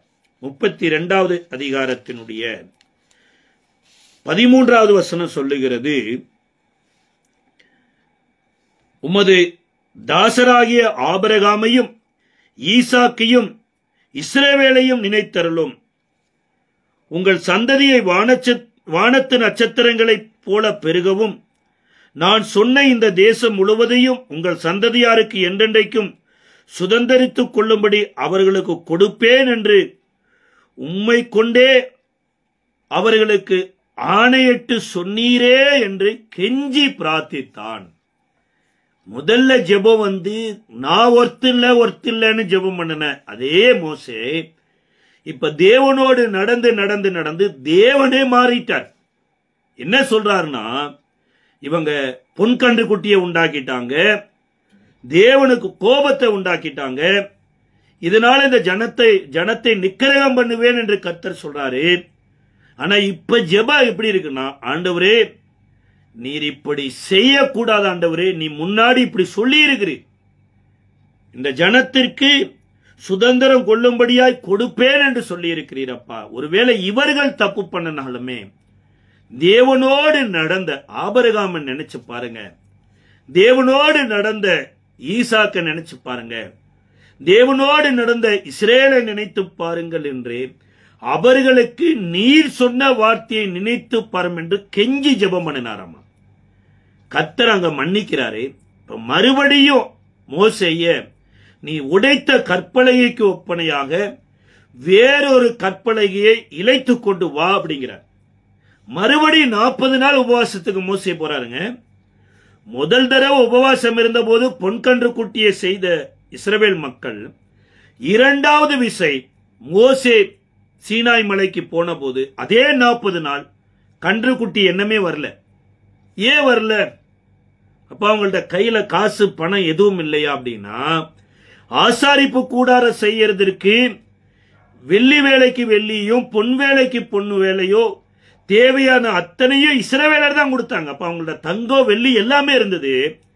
ஆனா இப்ப இன்னொரு கன்று குட்டிக்கு பல ஆட்டுக்குட்டியை செய்யல பாருங்க. ஏன் அப்படின்னா, தேவனிடத்தில் வாங்கி கொண்டு வந்த கற்பலகையை மோசே அந்த மலையில அடித்து உடைத்ததுனால அந்த உடைக்கப்பட்ட கற்பலகை மலை அடிவாரத்தில் மகிமையா இருந்தது பாருங்க. தேவனிடத்தில் இருந்து வந்த உடைக்கப்பட்ட பலகையே இஸ்ரவேலரை பாவம் செய்யாதபடி பாதுகாத்ததாமாங்க. அப்ப இஸ்ரவேலர் பொன்கன்று குட்டி செய்யாதபடி உடைக்கப்பட்ட கற்பலகையே பாதுகாக்குதுன்னா, ஆதியில வார்த்தை இருந்தது, அந்த வார்த்தை தேவனிடத்தில் இருந்தது, அந்த வார்த்தையே தேவனாயிருந்தது என்கின்ற தேவகுமாரன் நமக்குள்ள இருப்பார் என்றால், விபச்சாரத்தில் கையுமையுமாய் பிடிபட்ட அந்த பெண்மணி இயேசுவின் இடத்துல ஒரே ஒரு வார்த்தையை பெற்றுட்டு போறாங்க. நானும் உன் மேல கல்லெறிவதில்லை, போ இனி பாவம் செய்ய. இதுதான் வார்த்தை, ஜீவனுள்ள வார்த்தை. இந்த வார்த்தை எப்பேற்பட்டதுன்னா, அதாவது பாவம் செய்யறதுக்கு வாய்ப்பு இருந்தா செஞ்சுக்கோ, வாய்ப்பு இல்லைன்னா பரிசுத்தமா வாழ்ந்துக்கணும் இல்ல. சூரியன் உண்டாக கடவுது என்ற ஒரு வார்த்தை அனுப்பினாரு. சூரியனை உண்டாக்கிட்டு அந்த வார்த்தை நின்னது பாருங்க. அதே போல இனி போய் பாவம் செய்யாதே என்கின்ற வார்த்தை இனி போல் பாவம் செய்யாமல் வாழ்வதற்கே அந்த அம்மாவை நடத்தினது. இந்த அம்மா தான் மத்தேயு 26வது அதிகாரத்துல விலையேற பெற்ற பரிமள தைலத்தை கொண்டு வந்து உடைச்சி இயேசுவின் சிரசில் ஊற்றினாங்கன்னு சொல்லப்பட்டிருக்கு. இப்போ மோசேயினுடைய ஜெபம் பாருங்க, கெஞ்சி ஜெபித்ததுனால கர்த்தர் அழிக்காம காப்பாத்துறார். அதுல ஒரு வார்த்தை பின்னாடி சொல்றாரு, இந்த ஜனங்களை அழிப்பீர் என்றால் ஜீவ புஸ்தகத்திலிருந்து என் பெயரை கிறுக்கி போடும் என்று ஜெபிச்சார் பாருங்க. இப்பேற்பட்ட ஒரு ஜெபம். அடுத்து இதே மோசே இன்னொரு இடத்துல ஜெபிக்கிறாரு.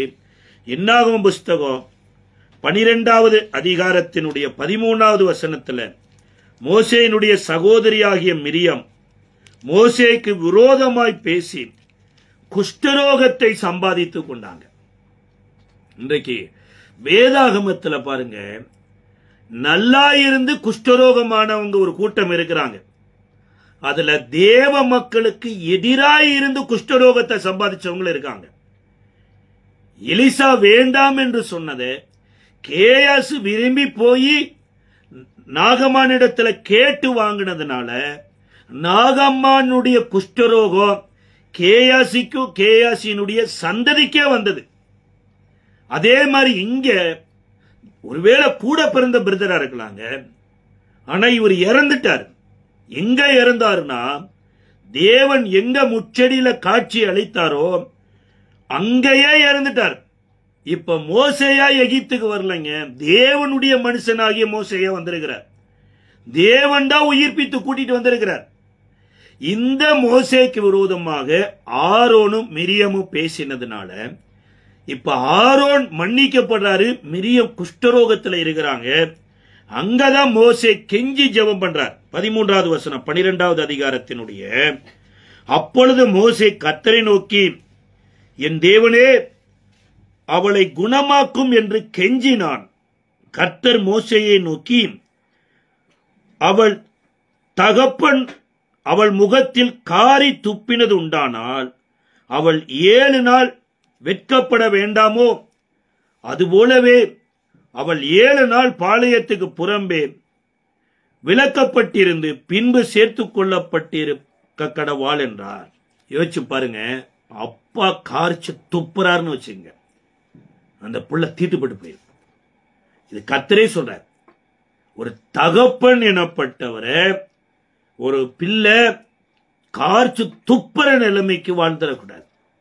இங்க வேதத்துல மிரியம் வந்துதான் மோசே 3 மாத குழந்தையா இருக்கிற போது ராணியின் இடத்துல போய் அறிமுகப்படுத்தினவங்க. நான் வேணா ஒரு எபிரேய பெண்ணை நான் கூட்டிட்டு வரட்டுமா, இந்த குழந்தைக்கு பால் கொடுக்கிறதுக்குன்னு கேட்டதே யாருன்னா இந்த மிரியம் தான். சொல்ல போனா மிரியம் தான் மோசேக்கு தாயை போல. ஆனா இங்க கர்த்தர் எப்படி மாத்திட்டார்னா, மிரியமுக்கு மோசே தகப்பனாக மாற்றிட்டார். ஒரு ஆவிக்குரிய நம்மளை வழிநடத்துகிற தேவனோடு நெருங்கி இருக்கிற தேவ மனிதனுக்கு எதிராக நம்ம செயல்படும் போது கட்டாயம் பாருங்க, அந்த தேவ மனிதன் நமக்காக கெஞ்சி ஜெபம் பண்ணினாலுமே தேவன் அவரை தகப்பனாய் தீர்மானித்தபடியினால அவர் காரி துப்பினதற்கு சமானமா சில காலங்கள் குஷ்டரோகத்தை சுமந்தேதான் ஆகணும். இந்த மிரியம்காக மோசேயே வேண்டுதல் செய்த போது, மோசே உன்னை பத்தி அவங்க பேசலப்பா, என்னுடைய மோசையை குறித்து பேசியிருக்கிறாங்க. அதாவது அவங்க பேசிக்கொண்ட காரியம் என்னன்னா, மோசே திருமணம் முடித்த பெண் யாருன்னா மீதியான் தேசத்து ஆசாரியனுடைய மக, அவங்க கர்த்தருடைய ஜனம் அல்ல அப்படின்னாங்க. சார், கர்த்தருடைய ஜனம் அல்லதான், ஆனா ஆபிரகாமினுடைய சந்ததியா இருக்கிறாங்க. அவங்களும் கேத்தூரால் எனப்பட்ட ஒரு பெண்மணிய ஆபிரகாம் திருமணம் முடிக்கிறாருங்க. இந்த கேத்தூராலுக்கு பிறந்த பிள்ளைகளில் ஒருவன் தான் மீதியானும் இருக்கிறான்னு வேதம் சொல்லுது. அப்ப ஆபிரகாம் விருத்த சேதனம் பண்ணியிருப்பாருன்னா சந்ததி சந்ததிக்கும் தேவனுடைய நீதியையும் நியாயத்தையும் கட்டளையும் அறிவித்தார் என்றும் கூட மோசே ஈசாக்கின் இடத்துல கர்த்தர் சொல்றார். அப்ப இந்த பிள்ளைகளும் விருத்த சேதனம் பண்ணப்பட்டிருக்கிறாங்க. அவன் ஒரு ஆசாரியனாய் இருந்தாலும், கர்த்தரை அறியாம ஆசாரியனாய் இருந்தாலுமே அவர்களும் விருத்த சேதனம் பண்ணப்பட்டிருக்கிறாங்க. இந்த சிப்போரால் தான் வந்து மோசேயின் குமாரர்களை வழியில விருத்த சேதனமே பண்ணினவங்க. ஒரு ஆசாரியனாகி ஆரோனுடைய சந்ததியார் செய்ய வேண்டிய வேலையை மோசேயினுடைய மனைவி செய்திருக்கிறாங்க. அப்ப அப்பேற்பட்ட ஒரு ஊழியக்காரியை தப்பா பேசலாமா? இந்த அம்மா யாருவாவது விருத்த சேதனம் பண்ணாங்களா?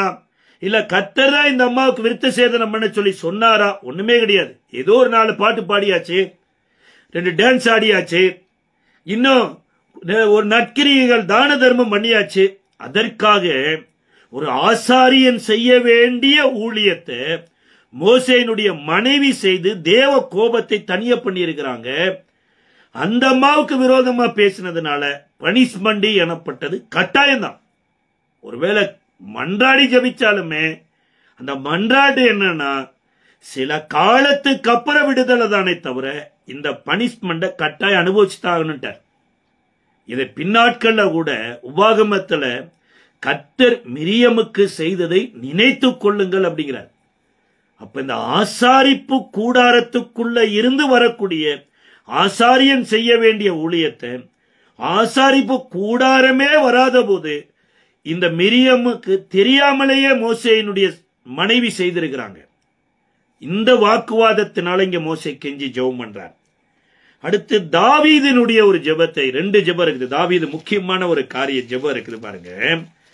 அந்த ஜெபத்தையும் நம்ம பார்க்கிறோம். தாவீதினுடைய ஜெபத்துல 2 சாமுவேலின் புஸ்தகம் 21வது அதிகாரத்தினுடைய 14வது வசனத்துல, 2 சாமுவேல் 21ஆம் அதிகாரம் 14வது வசனத்துல, சவுலின் எலும்புகளையும் அவன் குமாரனாகிய யோனத்தானின் எலும்புகளையும் பென்யமீன் தேசத்து சேலா ஊரில் இருக்கிற அவன் தகப்பனாகிய சீகின் கல்லறையில் அடக்கம் பண்ணிவித்தான்.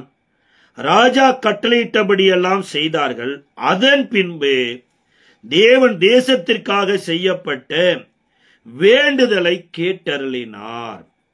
21வது அதிகாரத்தினுடைய முதல் வசனம் சொல்லுகிறது, தாவீதின் நாட்களில் 3 வருஷம் ஓயாத பஞ்சம் இருந்தது. அப்பொழுது தாவீது கர்த்தருடைய சமூகத்தில் விசாரித்தான். சார், ஓயாத பஞ்சம், இது கண்டினியூவா நடந்துட்டு இருக்குது. ஏன்? இங்க வேதம் சொல்லுகிறது, இந்த பஞ்சத்துக்கு பின்னணியில வேற ஏதோ ஒரு காரியம் நடந்துட்டு இருக்குதாமா. இன்னைக்கு நம்மளுடைய வாழ்க்கையில கூட ஓயாத ஏதோ ஒரு பிரச்சனை டிராவல் ஆகிக்கொண்டே இருக்கலாம். நாம எதன் மூலமாகவோ சரி செய்ய பார்த்து கொண்டே இருக்கலாம், ஆனா சரியாக. அப்ப இது மாறணுமா இருந்தா இதுக்குரிய ஆணி வேர் எங்க இருந்தது, யாரு நிமித்தமா இது வந்தது என்று தேடி பார்க்கணும் பாருங்க. இந்த 21வது அதிகாரத்துல தாவீது விசாரித்த போது இது கிபியோனியரை சவுல் கொன்றதுனால ஏற்பட்ட பஞ்சம் என்று கர்த்தர் சொல்றார். இந்த கிபியோனியர் யாரு, ஏன் சவுல் கொன்றதுனால தேவன் சவுல் செத்த போதும் கூட பஞ்சத்தை ஆண்டவர் முடிக்காம கண்டினியூ பண்றாருன்னா, இந்த கிபியோனியர் யோசுவாவோடு கூட முதல்ல கானான் தேசத்துல ஒருவேளை தவறுதலான வழியில வந்து கூட உடன்படிக்கை பண்ணின மக்கள். அதனால யோசுவா அந்த கிபியோனியருக்கு ஒரு சாபத்தை கூறினார், நீங்க சபிக்கப்பட்டவங்க. என்ன சாபத்தினுடைய ரிசல்ட் எப்படி மாறிச்சுன்னா ஆசீர்வாதமா மாறிச்சு. என்ன ஆசீர்வாதம்? நீங்கள் தேவாலயத்தில் இருக்கிற விறகுகளையும் தண்ணீர்களையும் சுமப்பீர்கள் என்று ஒரு சாபத்தை குறித்தார். அதனால இந்த கிபியோனியருக்காகத்தான் யோசுவா 12 மணி நேரம் சூரியனையும் 12 மணி நேரம் சந்திரனையும் நிறுத்தி யுத்தம் பண்றார். அப்போ உடன்படிக்கையின் மக்கள் இவங்க ஒருவேளை இஸ்ரவேல் கோத்திரத்தில் வரல, ஆனா இஸ்ரவேலரோடு கூட உடன்படிக்கை பண்ணப்பட்டவங்க. இதை அறியாத சவுல் என்ன பண்ணிட்டார்னா கிபியோனியருடைய ரத்தத்தை பூமியில சிந்திட்டார். இப்ப விசாரித்த போது கேட்கப்படுது, இப்ப தாவீது இந்த கிபியோனியருடைய பிள்ளைகளை அழைத்து அவர்களிடத்துல உங்களுக்கு என்ன செய்து இந்த குற்றத்திலிருந்து நாங்கள் விடுதலை ஆகிறது, இந்த சாபம் இன்னைக்கு இஸ்ரவேலரையே பின்தொடர்ந்து கொண்டிருக்கு, என்ன செய்யறது என்று கேட்டபோது அந்த கிபியோனியர் என்ன சொல்றாங்கன்னா 3வது வசனம், ஆகையால் தாவீது கிபியோனியரை பார்த்து, நான் உங்களுக்கு செய்ய வேண்டியது என்ன, நீங்கள் கர்த்தருடைய சுதந்திரத்தை ஆசீர்வதிக்கும்படி நான் செய்ய வேண்டிய பிராயச்சித்தம் என்ன என்று கேட்டான். அப்பொழுது கிபியோனியர் அவனை பார்த்து, சவுலோடும் அவன் வீட்டாரோடும் எங்களுக்கு இருக்கிற காரியத்திற்காக எங்களுக்கு வெள்ளியும் பொன்னும் தேவையில்லை, இஸ்ரவேலின் ஒருவனை கொன்று போட வேண்டும் என்பதும் எங்கள் விருப்பம் அல்ல. அப்பொழுது அவன், அப்படியானால் நான் உங்களுக்கு என்ன செய்ய வேண்டும் சொல்லுகிறீர்கள் என்று கேட்டான். அதற்கு ராஜாவை நோக்கி, நாங்கள் இஸ்ரவேலின் எல்லைகள் எங்கும் நிலைக்காதபடி அழிந்து போக எவன் எங்களை நிர்மூலமாக்கி எங்களுக்கு பொல்லாப்பு செய்தானோ அவன் குமாரரில் 7 பேர் கர்த்தர் தெரிந்து கொண்ட சவுலின் ஊராகிய கிபியாவிலே நாங்கள் அவர்களை கர்த்தருக்கென்று தூக்கி போட எங்களுக்கு ஒப்புக் கொடுக்க வேண்டும் என்றார்கள். நான் அவர்களை ஒப்புக் கொடுத்தேன் என்று ராஜா சொன்னான். அதாவது சவுலினுடைய 7 பிள்ளைகளை எங்களுக்கு கொடுங்க, இந்த 7 பிள்ளைகளை நாங்க நியாயம் தீர்க்கணும்னு இது பின்னாடி பேக்ரவுண்ட்ல வருது. ஆனா இதனுடைய பேஸ் மட்டும், இதனுடைய ஆணி வேர் என்னன்னா, சவுலை யோனத்தானையோ அவங்களுடைய தகப்பனார் வைக்கப்பட்ட இடத்துல அடக்கம் பண்ணாம சவுலினுடைய எலும்பையோ யோனத்தானுடைய எலும்பையோ அந்த நாட்களில ரகசியமா ஒரு பெண்மணி எடுத்துக்கொண்டு போய் தனக்கு என்று வைக்கப்பட்ட இடத்துல மறைத்து வைத்திருந்தாங்களாமா. சார், சவுல் செத்து ரொம்ப நாள் ஆச்சு, ஆனா சவுலனுடைய எலும்பு இன்னும் ஆங்காங்கே மறைஞ்சிருக்குது. யோனத்தான் செத்து ரொம்ப நாள் ஆச்சு, யோனத்தானுடைய எலும்புகள் ஆங்காங்கே மறைந்திருக்குது. அதுபோல நீங்களும் நானும் செத்து ரொம்ப நாள் ஆச்சு. எங்க செத்தோம்னா, என்றைக்கு இயேசுவை ஏற்றுக்கொண்டு ஞானஸ்தானம் எடுத்தோமோ, இயேசுவோடு சிலுவையில் அறையப்படுவதற்கு ஒப்பனையா மரித்தாயிடுச்சு. ஆனாலும் அடக்கம் எனப்பட்டது நடக்க வேண்டிய இடத்துல சரியா நடக்கல. பாருங்க, வேதத்தை சொல்லுது. இப்ப இந்த 7 பேரையோ இவர்கள் எங்க மறைத்து வைத்திருந்தாங்களோ அங்க கொண்டு போட்டாங்களாமா. இப்ப அங்க போட்டோன்னே இறந்ததுக்கு அப்புறம் தான் சவுலினுடைய எலும்புகளும் யோனத்தானினுடைய எலும்புகளும் வெளியில வருது. சில பிரச்சனை நம்ம வாழ்க்கையில தேவன் ஏன் அனுமதிக்கிறார்னா, நம்மளுடைய ஜென்ம சுபாவத்தை கொன்னு தேவனுடைய சுபாவத்தை உயிர்ப்பிக்கும்படியாக தேவன் கொள்றார். இங்க வேதம் அதைத்தான் சொல்லுதுங்க. இந்த 7 பேரையும் தூக்கி போட்ட இடம் எங்கன்னா, வேதம் சொல்லுகிறது 12வது வசனம், தாவீது போய் பெலிஸ்தர் கில்போவாவிலே சவுலை வெட்டின போது பெத்சாயின் வீதியிலே தூக்கி போடப்பட்டதும் கீலேயாத்தில் உள்ள யாபேஸ் பட்டணத்தார் அங்கே போய் திருட்டளவாய் கொண்டு வந்ததுமான சவுலின் எலும்புகளையும் அவன் குமாரனின் எலும்புகளையும் அவர்களிடத்திலிருந்து எடுத்து அங்கே இருந்து அவர்களை கொண்டு வந்து தூக்கி போட்டவர்களின் எலும்புகளையும் அவைகளோடே சேர்த்து சவுலின் எலும்புகளையும் அவன் குமாரனாகிய யோனத்தானின் எலும்புகளையும் பென்யமீன் தேசத்து சேலா ஊரில் அவன் தகப்பனாகிய கீசின் கல்லறையில் அடக்கம் பண்ணினான். அப்ப ஃபர்ஸ்ட் ஜெபம் பண்றதுக்கு முன்னாடிங்க முதலாவது நம்ம ஜெபிக்கிறவர்களா மாறணும்னு தேவன் விரும்புறார். ஜெபம் பண்ணுகிறவர்களா மாறதில்ல, ஜெபிக்கிறவர்களாய் மாறணும். அதுதான் யாக்கோபு எழுதுறாரு, கர்த்தர் நீதிமான்களின் மேல் நோக்கமா இருக்கிறார். பேதுரு சொல்லும்போது சொல்றாரு, பூமி எங்கும் கர்த்தருடைய கண்கள் நீதிமான்கள் மேல் நோக்கமா இருக்குதுங்கிறார். அப்ப இயேசுவின் ரத்தத்தினால கழுவப்பட்ட நீதிமான் இன்றைக்கு நீதிமானுக்கு ஏற்ற விதமா அடக்கமாகாம இருக்கிறதுனால ஓயாத பஞ்சம் பிரச்சனை கண்டினியூ ஆயிட்டே இருக்குது. இங்க வேதவசனம் சொல்லுது, இதுல கிளியர் ஆகிறதுக்குத்தான் தேவன் பஞ்சத்தை அனுமதிச்சாரு. இந்த பஞ்சத்துல தான் கிபியோனியரை உள்ள கொண்டு வந்தாரு. இந்த கிபியோனியர் தான் அந்த 7 பேரை தூக்கி அங்க போடுங்க. நாங்க இந்த 7 பேர் அங்க போட்ட போதுதான் சவுலினுடைய எலும்போ யோனத்தானுடைய எலும்போ வெளியிலேயே வருது பாருங்க. அப்ப இது ஃபர்ஸ்ட் தாவீது ஜெபித்த ஜெபம். இரண்டாவது ஒரு ஜெபம் கூட இருக்குது, முக்கியமான ஒரு ஜெபம். நிறைய ஜெபங்கள் இல்ல, முக்கியமான இன்னொரு ஜெபம் கூட. இதே 2 சாமுவேலின் புஸ்தகத்துல 2 சாமுவேலின் புஸ்தகம் 24வது அதிகாரம் 25வது வசனத்துல, அங்கே தாவீது கர்த்தருக்கு ஒரு பலிபீடத்தை கட்டி சர்வாங்க தகன பலிகளையும் சமாதான பலிகளையும் செலுத்தினான். அப்பொழுது கர்த்தர் தேசத்துக்காக செய்யப்பட்ட வேண்டுதலை கேட்டறினார். இஸ்ரவேலின் மேலிருந்த வாதை நிறுத்தப்பட்டது. இப்ப தாவீது வாதைக்காக ஜெபிக்கலைங்க, தேவனுடைய ஆலயம் கட்டப்படுவதற்கு ஒரு லேண்ட் வாங்கணும். இந்த லேண்டு தேவன் தெரிந்து கொள்ளப்பட்ட இடமா இருக்கணும். இந்த லேண்ட்ல பலி செலுத்தி ஜெபிக்கணும். இதற்கு தாவீது என்ன பண்றாரு, சென்சஸ் கணக்கெடுக்க வைக்கிறார். யோவாப் சொல்றாரு, வேண்டாம், கர்த்தர் கோலியாத்தை கொள்ளுகிற போது நம்மள்ட்ட ஆட்கள் அவ்வளவா இருந்தாங்களா? சிங்கத்திலிருந்து ஆட்டை காப்பாற்ற போது ஆட்கள் இருந்தாங்களா? கொஞ்சம் பேரை கொண்டாது அநேக பேரை கொண்டாதும் தேவன் ரட்சிப்பார் என்று யோவாப் தாவீதுக்கு சொல்லிய போதும் கூட தாவீது கேட்கல. இதற்கு அப்புறம்தான் மிகப்பெரிய ஒரு நியாய தீர்ப்பு இஸ்ரவேலுக்கு தாவீதின் மூலமாகவே வருது.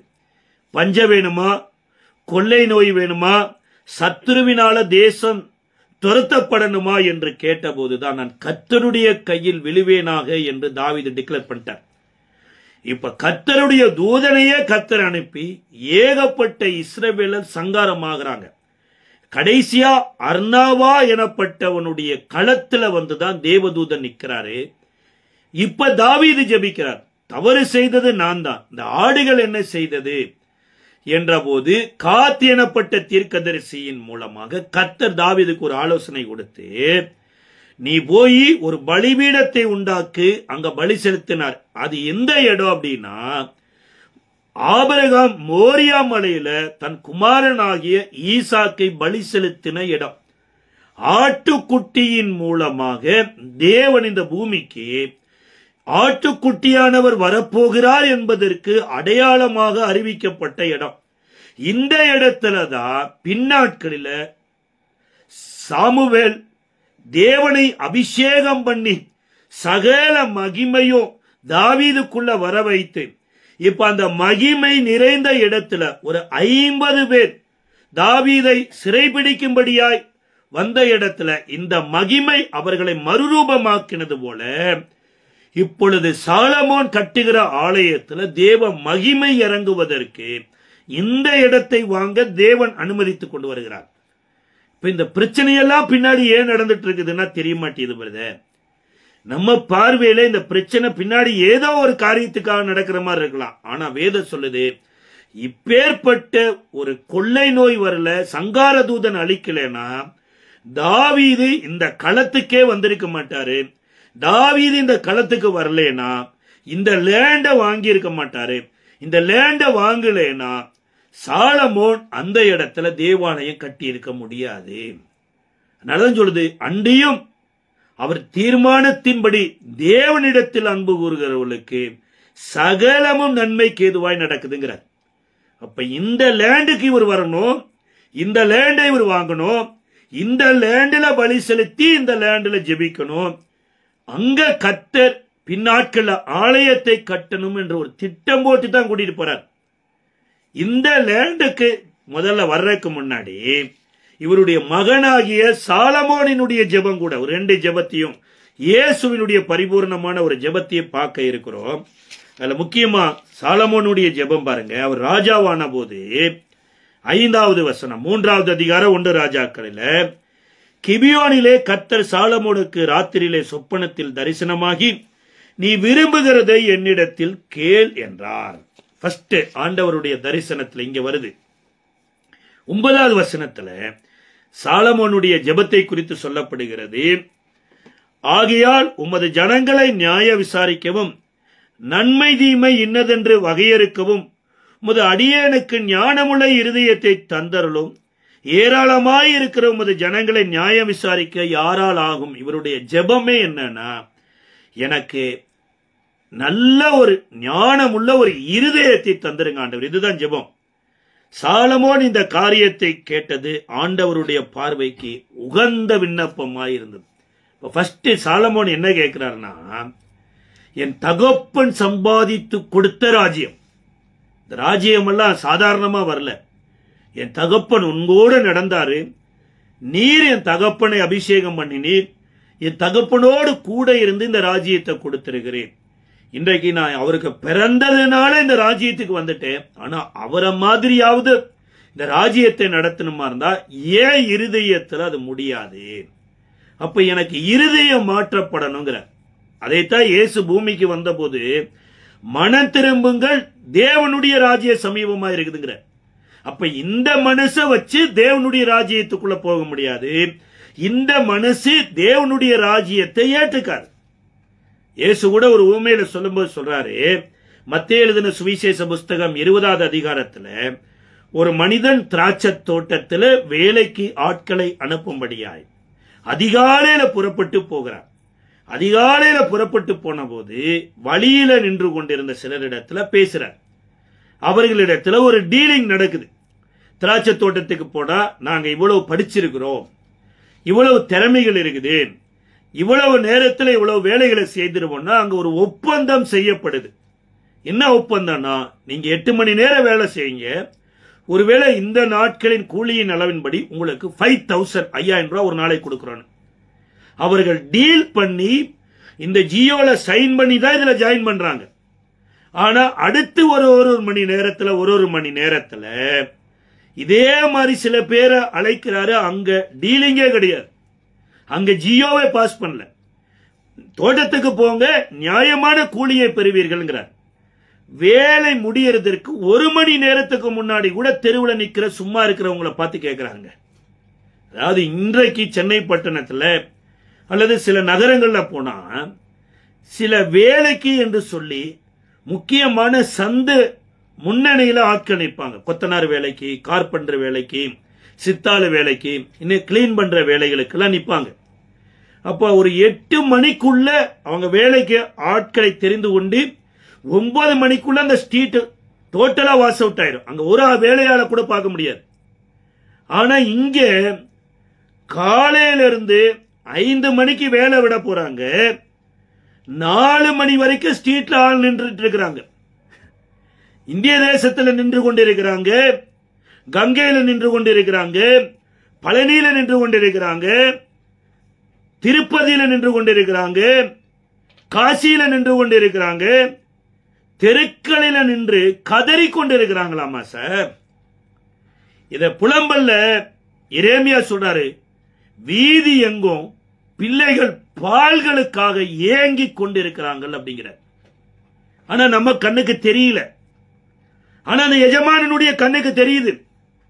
அந்த எஜமானனுடைய கண்ணுக்கு நீங்களும் நானும் தெரிஞ்சதுனாலதான் சார் வீதியில தற்கொலை பண்ண போன மனிதனை தேடி வந்து நீ என் தோட்டத்துக்கு வா, நீ தேவை என்று கடைசி நேரத்தில் அழைக்கிறாரு. ட்ரெயின்ல விழுந்து சாக போகிறவனை அழைக்கிறாரு. இன்னும் குடும்பத்தோடு விஷத்தை குடிக்க நினைக்கிறவனை அழைக்கிறார், நீ தோட்டத்துக்கு வா, தோட்டத்துக்கு வா. அந்த முதலாளிக்கு கண்ணுல பட்டது தோட்டத்துல முதல்ல வந்தவங்களுக்கு கண்ணுல படல பாருங்க. நீ சொல்ல போனா அதே ஊர்ல இந்த முதல்ல வந்த மனுஷனுடைய சொந்தக்காரங்க சில பேர் வேலை இல்லாமல் இருந்திருக்கலாம், அவங்களையாவது அறிவிச்சிருக்கலாம், அறிவிக்கல. இதுதான் சொன்ன, மனம் மாறவே இல்லை. இந்த தோட்டத்துக்குள்ள எதுக்கு வந்தானா? பணம் பணம் பணம் தான். எவ்வளவு கூலி கிடைக்கும், டீல் பண்ணித்தானே வந்திருக்கிறோம். ஆனா அந்த முதலாளி மனதுருகி நீ போய் தோட்டத்துல வேலை செய்ய, நியாயமான கூலியை பெறுவீர்கள் என்று சொல்லி தோட்டத்துக்கு அனுப்பிச்சிட்டார். வேதம் சொல்லுகிறது, வேலை முடித்ததுக்கு அப்புறம் பிந்தினோரில் இருந்து ஆரம்பிக்கிறாருங்க. கடைசியா வந்தவனுக்கு இந்த முதல்ல ஜியோ பாஸ் பண்ணிச்சு பாருங்க, டீல் பண்ணாரு பாருங்க 5000, அதே சம்பளத்தை கடைசியில வந்தவனுக்கும் கொடுக்கிறார். எல்லோருக்கும் இப்படி கொடுக்கிறார். ஆனா முதல்ல வந்த மனுஷன் ரொம்ப விருப்பத்தோட மனசுல வச்சிட்டு இருக்கிறார். ஜென்ம சுபாவம்.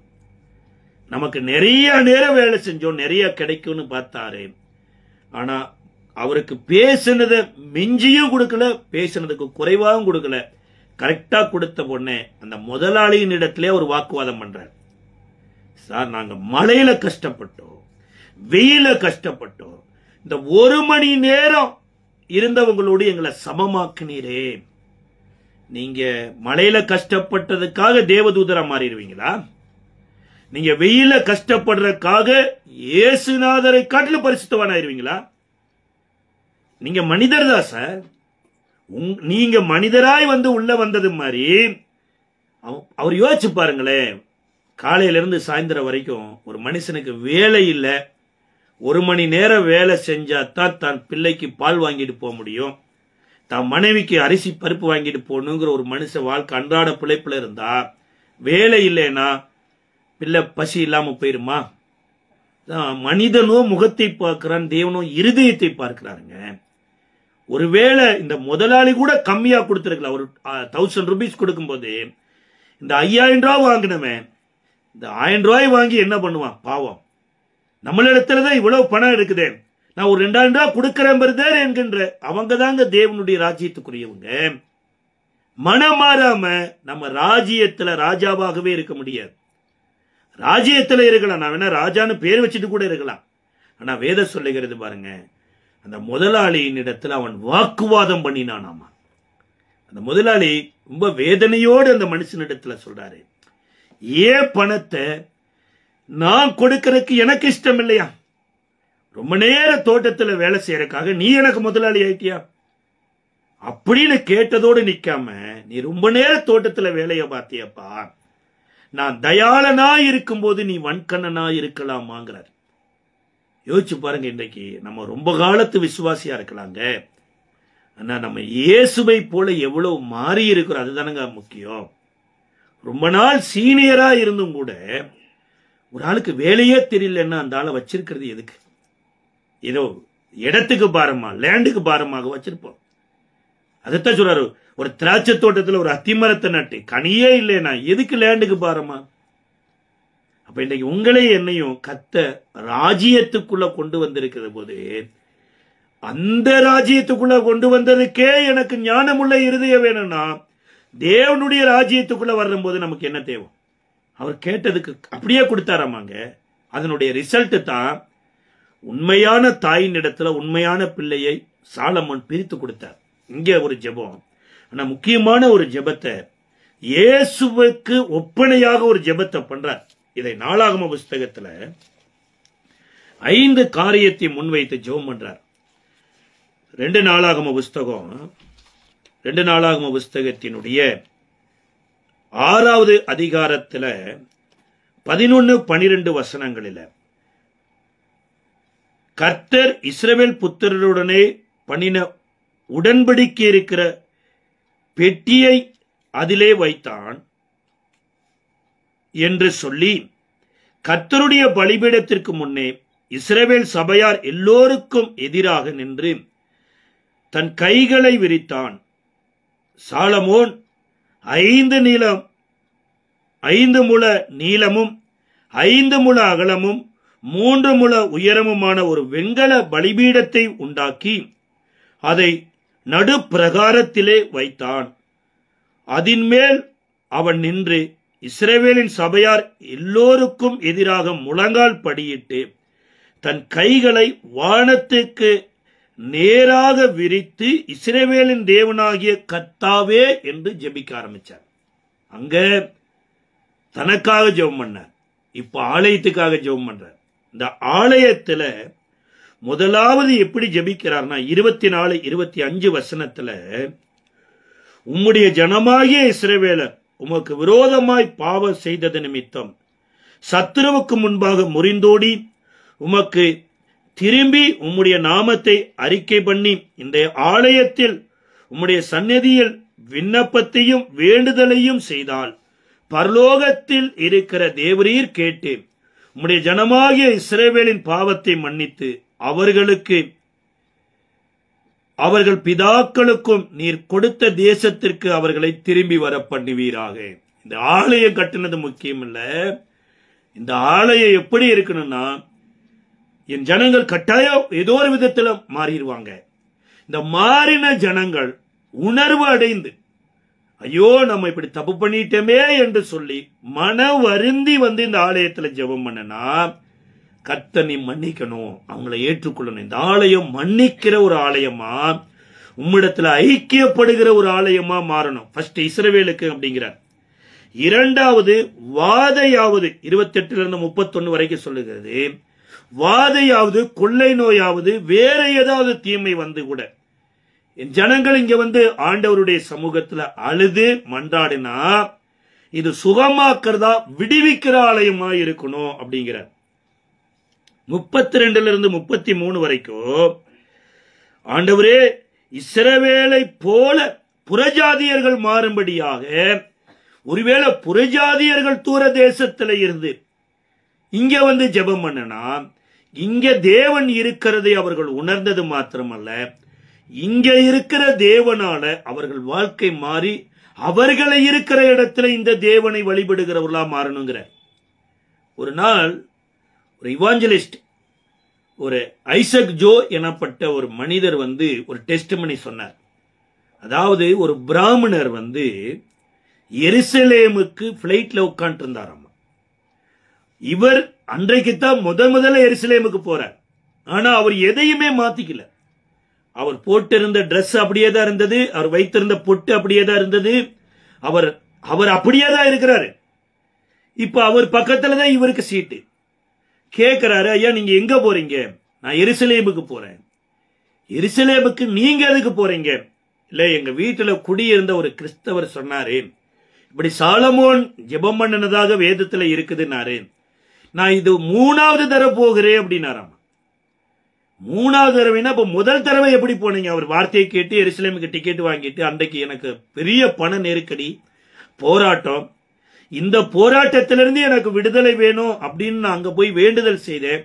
கர்த்தர் அற்புதமா போராட்டத்திலிருந்து விடுதலையாக்கி எனக்கு அற்புதமான ஒரு வீட்டையும் கட்டி கொடுத்தாரு. அடுத்து எனக்கு 2வது வீடு கட்டினதுக்கு அப்புறம் போனேன். எனக்கு நல்ல ஒரு திருமணம் நடந்தது, எனக்கு ஒரு நல்ல பிள்ளையும் கிடைச்சது. இப்ப எதுக்கு போறீங்கன்னா, இந்த பிள்ளைக்கு நல்ல ஒரு லைஃப் பார்ட்னர் அமையணும் அப்படின்னு நான் அங்க போய் வேண்டுதல் செய்ய போறேன் அப்படின்னாரு. பாருங்க, சாலமோனுடைய வேண்டுதல் பண்ணின சாலமோன் மரித்துட்டாரு. வேண்டுதல் பண்ணின ஆலயம் இடித்து மறுபடி திருப்பி கட்டப்பட்டாயிற்று. ஆனா கர்த்தர் அந்த இடத்துல கேட்ட ஜெபத்தை இன்றைக்கு இந்த காலகட்டத்தில் நிறைவேற்றி கொண்டிருக்கிறார் பாருங்க. ஆனா சாலமோனிலும் பெரிய ஒருத்தர் இருக்கிறார், அவரைத்தான் இன்றைக்கு நம்ம பார்க்க இருக்கிறோம். அப்ப இங்க சொல்லப்படுகிறது என்னன்னா, புறஜாதியர்கள் ஒருவேளை வந்து இந்த இடத்துல வேண்டுதல் செஞ்சாலும் அவங்கள புறஜாதியர்னு நீ தள்ளிடக்கூடாது, அவர்கள் தேவனுடைய பிள்ளையா மாறணும் அப்படிங்கிறார். அடுத்து சொல்லும்போது சொல்றாரு, ஆண்டவரே நீர் ஒருவர் தான் பெரியவர், நீர் ஒருவர் தான் எல்லோருடைய பாவங்களை மன்னிக்கணும் என்று சொல்லி 35 39 வரைக்கும் சொல்றார். அப்ப சாலமோன் கட்டின ஆலயத்துல சாலமோனுடைய ஜெபம் எப்படி இருந்ததுன்னா, தேவன் இருதயத்துக்கு ஏற்றதா இருந்தது மாத்திரமல்ல, அந்த ஆலயத்திற்கு ஏற்றதாகவும் இருந்தது பாருங்க. ஆனா அதே ஆலயம் மாதிரி பின்னொரு காலத்துல ஒரு பரிசேயன் போய் ஜெபம் பண்ணா பாருங்க. நான் ஒருத்தன் தான் இஸ்ரவேலன், நான் ஒருத்தன் தான் தசமபாகம் அணிக்க கொடுக்கிறேன், நான் ஒருத்தன் தான் பாவம் செய்யாம இருக்கிறேன், இந்த உலகத்துல வெளியில இருக்கிற ஆள் மாதிரி எல்லாம் இல்லை என்று சொன்ன ஆண்டவரவே ஆலயத்தை விட்டு வெளியில அனுப்பிச்சிட்டார். ஆயக்காரன் ஆண்டவரை கூட்டிட்டு போயிட்டார். அப்ப இந்த இங்க ஜெபிக்கப்பட்ட ஜெபத்தினுடைய ரிசல்ட் என்னவா மாறுச்சுன்னா, 7வது அதிகாரம் 1வது வசனத்துல சாலமோன் ஜெபம் பண்ணி முடிக்கிற போது அக்கினி வானத்திலிருந்து இறங்கி சர்வாங்க தகன பலியும் மற்ற பலிகளையும் பட்சித்தது, கர்த்தருடைய மகிமை ஆலயத்தை நிரப்பிட்டு. சொல்ல போனா இவர் வைத்த விண்ணப்பத்தை எல்லாம் கர்த்தர் சீல் பண்ணிட்டு போயிட்டார். அப்படியே சீல் பண்ணி இந்த இடத்துல இனி இப்படித்தான் நடக்குன்னு போயிட்டார். அப்ப சாலமோனிலும் பெரியவர் என்று வேதம் சொல்லுது. மத்தேயு எழுதின சுவிசேஷ புஸ்தகத்துல 12வது அதிகாரம் 42வது வசனத்துல சாலமோனினுடைய ஞானத்தை கேட்பதற்கு தூர இடத்திலிருந்து ஒரு ராஜஸ்திரி வந்தாங்களாமா. ஏசு சொல்றாரு, சாலமோனிலும் பெரியவர் இங்கே இருக்கிறார். சாலமோனுடைய ஜெபத்திலேயே மகிமை இறங்குச்சுன்னா, சாலமோனிலும் பெரியவராயிருக்கிற இயேசுவினுடைய ஜெபத்துல எப்பேற்பட்ட மகிமை இறக்கும் என்று நாளைக்கு முழுவதுமா நம்ம பார்க்க இருக்கிறோம். அதற்கு முன்பாக கடைசியா ஒரு 2 காரியத்தை மாத்திரம் பார்த்துட்டு ஜெபிக்க இருக்கிறோம். லூக்கா எழுதின சுவிசேஷ புஸ்தகத்தினுடைய 3வது அதிகாரம் 21வது வசனத்துல, ஜனங்கள் எல்லாரும் ஞானஸ்தானம் பெற்ற போது இயேசுவும் ஞானஸ்தானம் பெற்று ஜெபம் பண்ணுகையில் வானம் திறக்கப்பட்டது, பரிசுத்த ஆவியானவர் ரூபம் கொண்டு புறாவை போல் அவர் மேல் இறங்கினார், வானத்திலிருந்து ஒரு சத்தம் உண்டாகி, இவர் என்னுடைய நேசகுமாரன், நீர் என்னுடைய நேசகுமாரன், உம்மில் பிரியமாயிருக்கிறேன் என்கின்ற ஒரு சத்தம் உண்டாயிற்று. அதாவது மகிமை சாலமோன் கட்டின ஆலயத்தில் இறங்கினது. இங்க இயேசு வந்த உடனேயே பூமியே மகிமையுடையதா மாற இயேசுவின் மூலமாய் மகிமை பரலோகத்துக்கு போயிடுச்சு. அங்க என்ன நடந்ததுன்னா, ஜனங்கள் எல்லாரும் ஞானஸ்தானம் பெற்ற போது அவரவர் வந்தாங்க, யோவான் சனங்கிட்ட முங்குனாங்க, போயிட்டாங்க.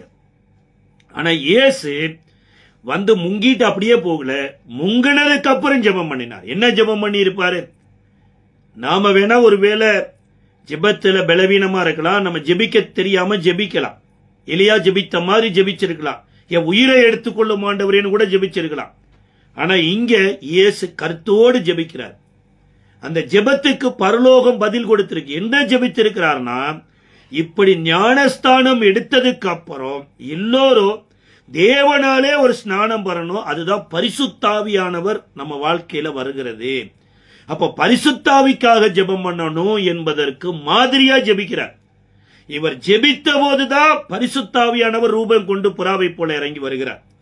அதனாலதான் உங்களை என்னையோ பொல்லாதவர்களாகிய நீங்கள் உங்கள் பிள்ளைகளுக்கு நல்ல இவை கொடுக்கும் போது தம்மிடத்தில் வேண்டிக் கொள்ளுவருக்கு பரிசுத்தாவியை கொடுப்பது அதிக நிச்சயம் அல்லவா என்று பரிசுத்தாவிக்காக ஜெபம் பண்ணுங்கள் என்றும் கூட சொல்லி இருக்கிறார்.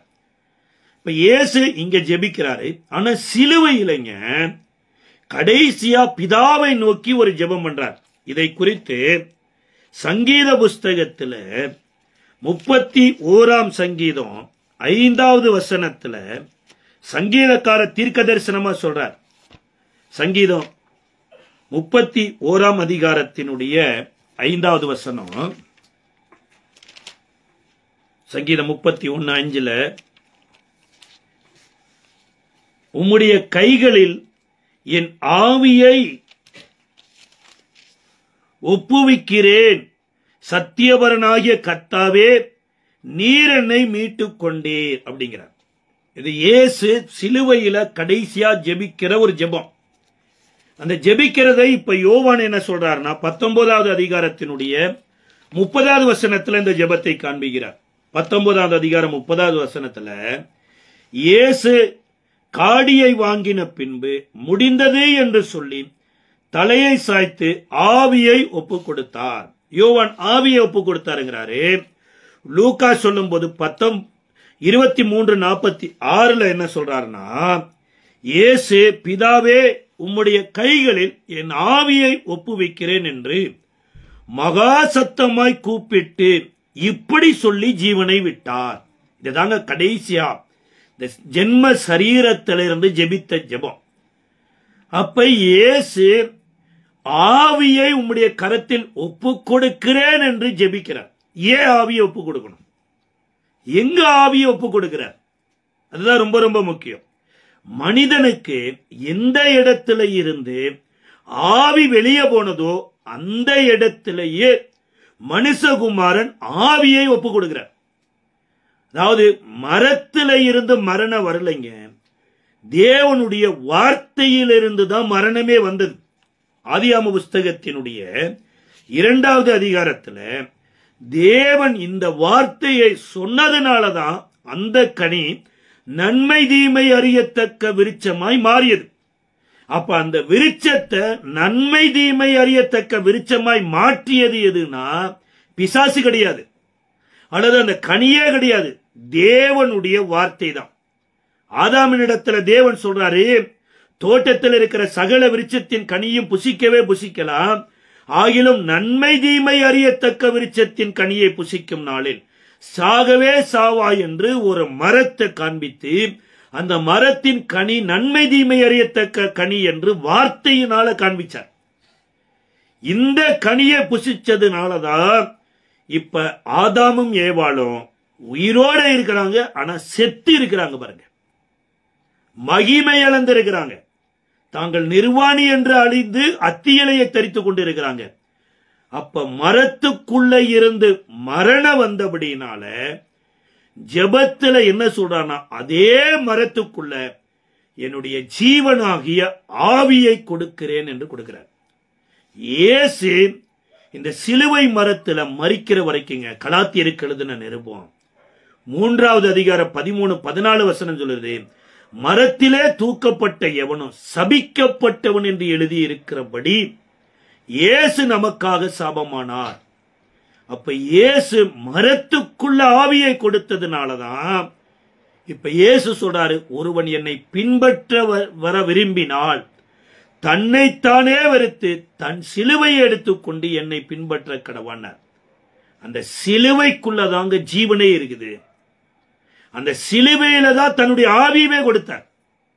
அந்த சிலுவை இல்லைன்னா நம்ம வாழ்க்கையில ரட்சிப்பே கிடையாது.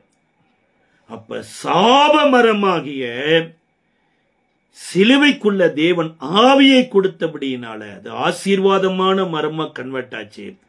இந்த மரத்துல நான் ஆவியை கொடுக்கிறேன் என்று பிதாவே என்று உங்களுடைய கையில் ஒப்பு கொடுக்கிறேன். இப்ப ஆவி எங்க கொடுத்தார் அப்படிங்கிறனா மரத்துல கொடுத்தார். அப்ப ஆவியை பெற்ற மரமே ஆசீர்வாதமான மரம் ஆயிருச்சுன்னா, இந்த ஆவியை பெற்ற மனுஷர்களாகிய நீங்களும் நானும் சிருஷ்டித்தவருடைய சாயலுக்கு ஒப்பா மாறுமாமா. அதனாலதான் பழைய மனிதனை களைத்து போட்டு சிருஷ்டித்தவருடைய சாயலுக்கு ஒப்பான புதிய மனிதனை தரித்துக் கொள்ளுங்கள்ங்கிறார். இப்ப பழசெல்லாம் எப்ப மறையும்னா, இந்த புதிய ஆவியாகிய இயேசுவின் ஆவியை நம்ம பெறுகிற போதுதான் நம்ம வாழ்க்கையினுடைய சூழ்நிலையே மாறும். நாளைக்கு இயேசுவினுடைய இன்னொரு பரிபூர்ணமான ஜெபத்தை பார்க்க இருக்கிறோம். அதற்கு முன்பாக நாமளும் நம்மளுடைய வாழ்க்கையில ஒருவேளை இந்த மரத்தை கர்த்தர் சபிப்பதற்கு மரம் கனி கொடுக்கலைங்க, கர்த்தர் தான் அந்த கனியவே வெளியே வைத்தார். ஆனாலும் அந்த மரத்தை கூட பின்னாட்களில் ஆசீர்வாதமா மாற்றி இருப்பார்னா, நீங்களும் நான் இந்த பூமியில பிறக்கலைங்க, கர்த்தர் தான் நம்மளை பூமியில பிறக்க வச்சார். கற்பத்தின் கனி கர்த்தரால் வரக்கூடிய சுதந்திரனர் போல தேவனால நம்ம திரும்ப பிறக்கிற போது நம்ம அப்பா பிதாவே என்று புத்திர சுவிகாரத்தை கூப்பிடுகிற இயேசுவின் ஸ்தானத்துக்கு மாறிடுவோம். அப்படி நம்ம ஜெபிப்பதற்கு ஆண்டவர் ஒரு பரிபூர்ணமான ஒரு ஜெபத்தை செய்திருக்கிறார்.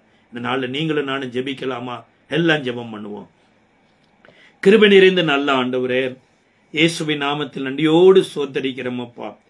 ஆண்டவரே, எங்களுடைய ஜெபங்கள் தேவனுக்கு பிரியமாய் இருக்கிறதற்காக ஆண்டவரே, தேவனுக்கு பிரியமானபடி ஜெபிக்க எங்களுக்கு கிருபை தாரும். பரிசுத்த ஆவிக்குள்ளே இருந்தே ஜெபம் பண்ணுங்கள் என்று சொல்லி இருக்கிறீரே, அப்படி இந்த நாட்களில் ஜெபிக்க ஒரு நல்ல விதமான ஆண்டவரே பரிசுத்த ஆவியானவர் எங்களை ஜெபத்துல நடத்த எங்களை ஒப்பு கொடுக்கிறோம். நாங்களும் ஆண்டவரே ஒரு மாம்சத்தின் ஜெபத்தை செய்யாதபடி ஒரு பரிபூரணமுள்ள ஒரு ஜெபத்தை செய்ய எங்களுக்கு கிருபை தாரும். ஆசீர்வதியும் பலப்படுத்தும். இயேசுவின் நாமத்தில் ஜெபிக்கிறோம் நல்ல பிதாவே, ஆமென்.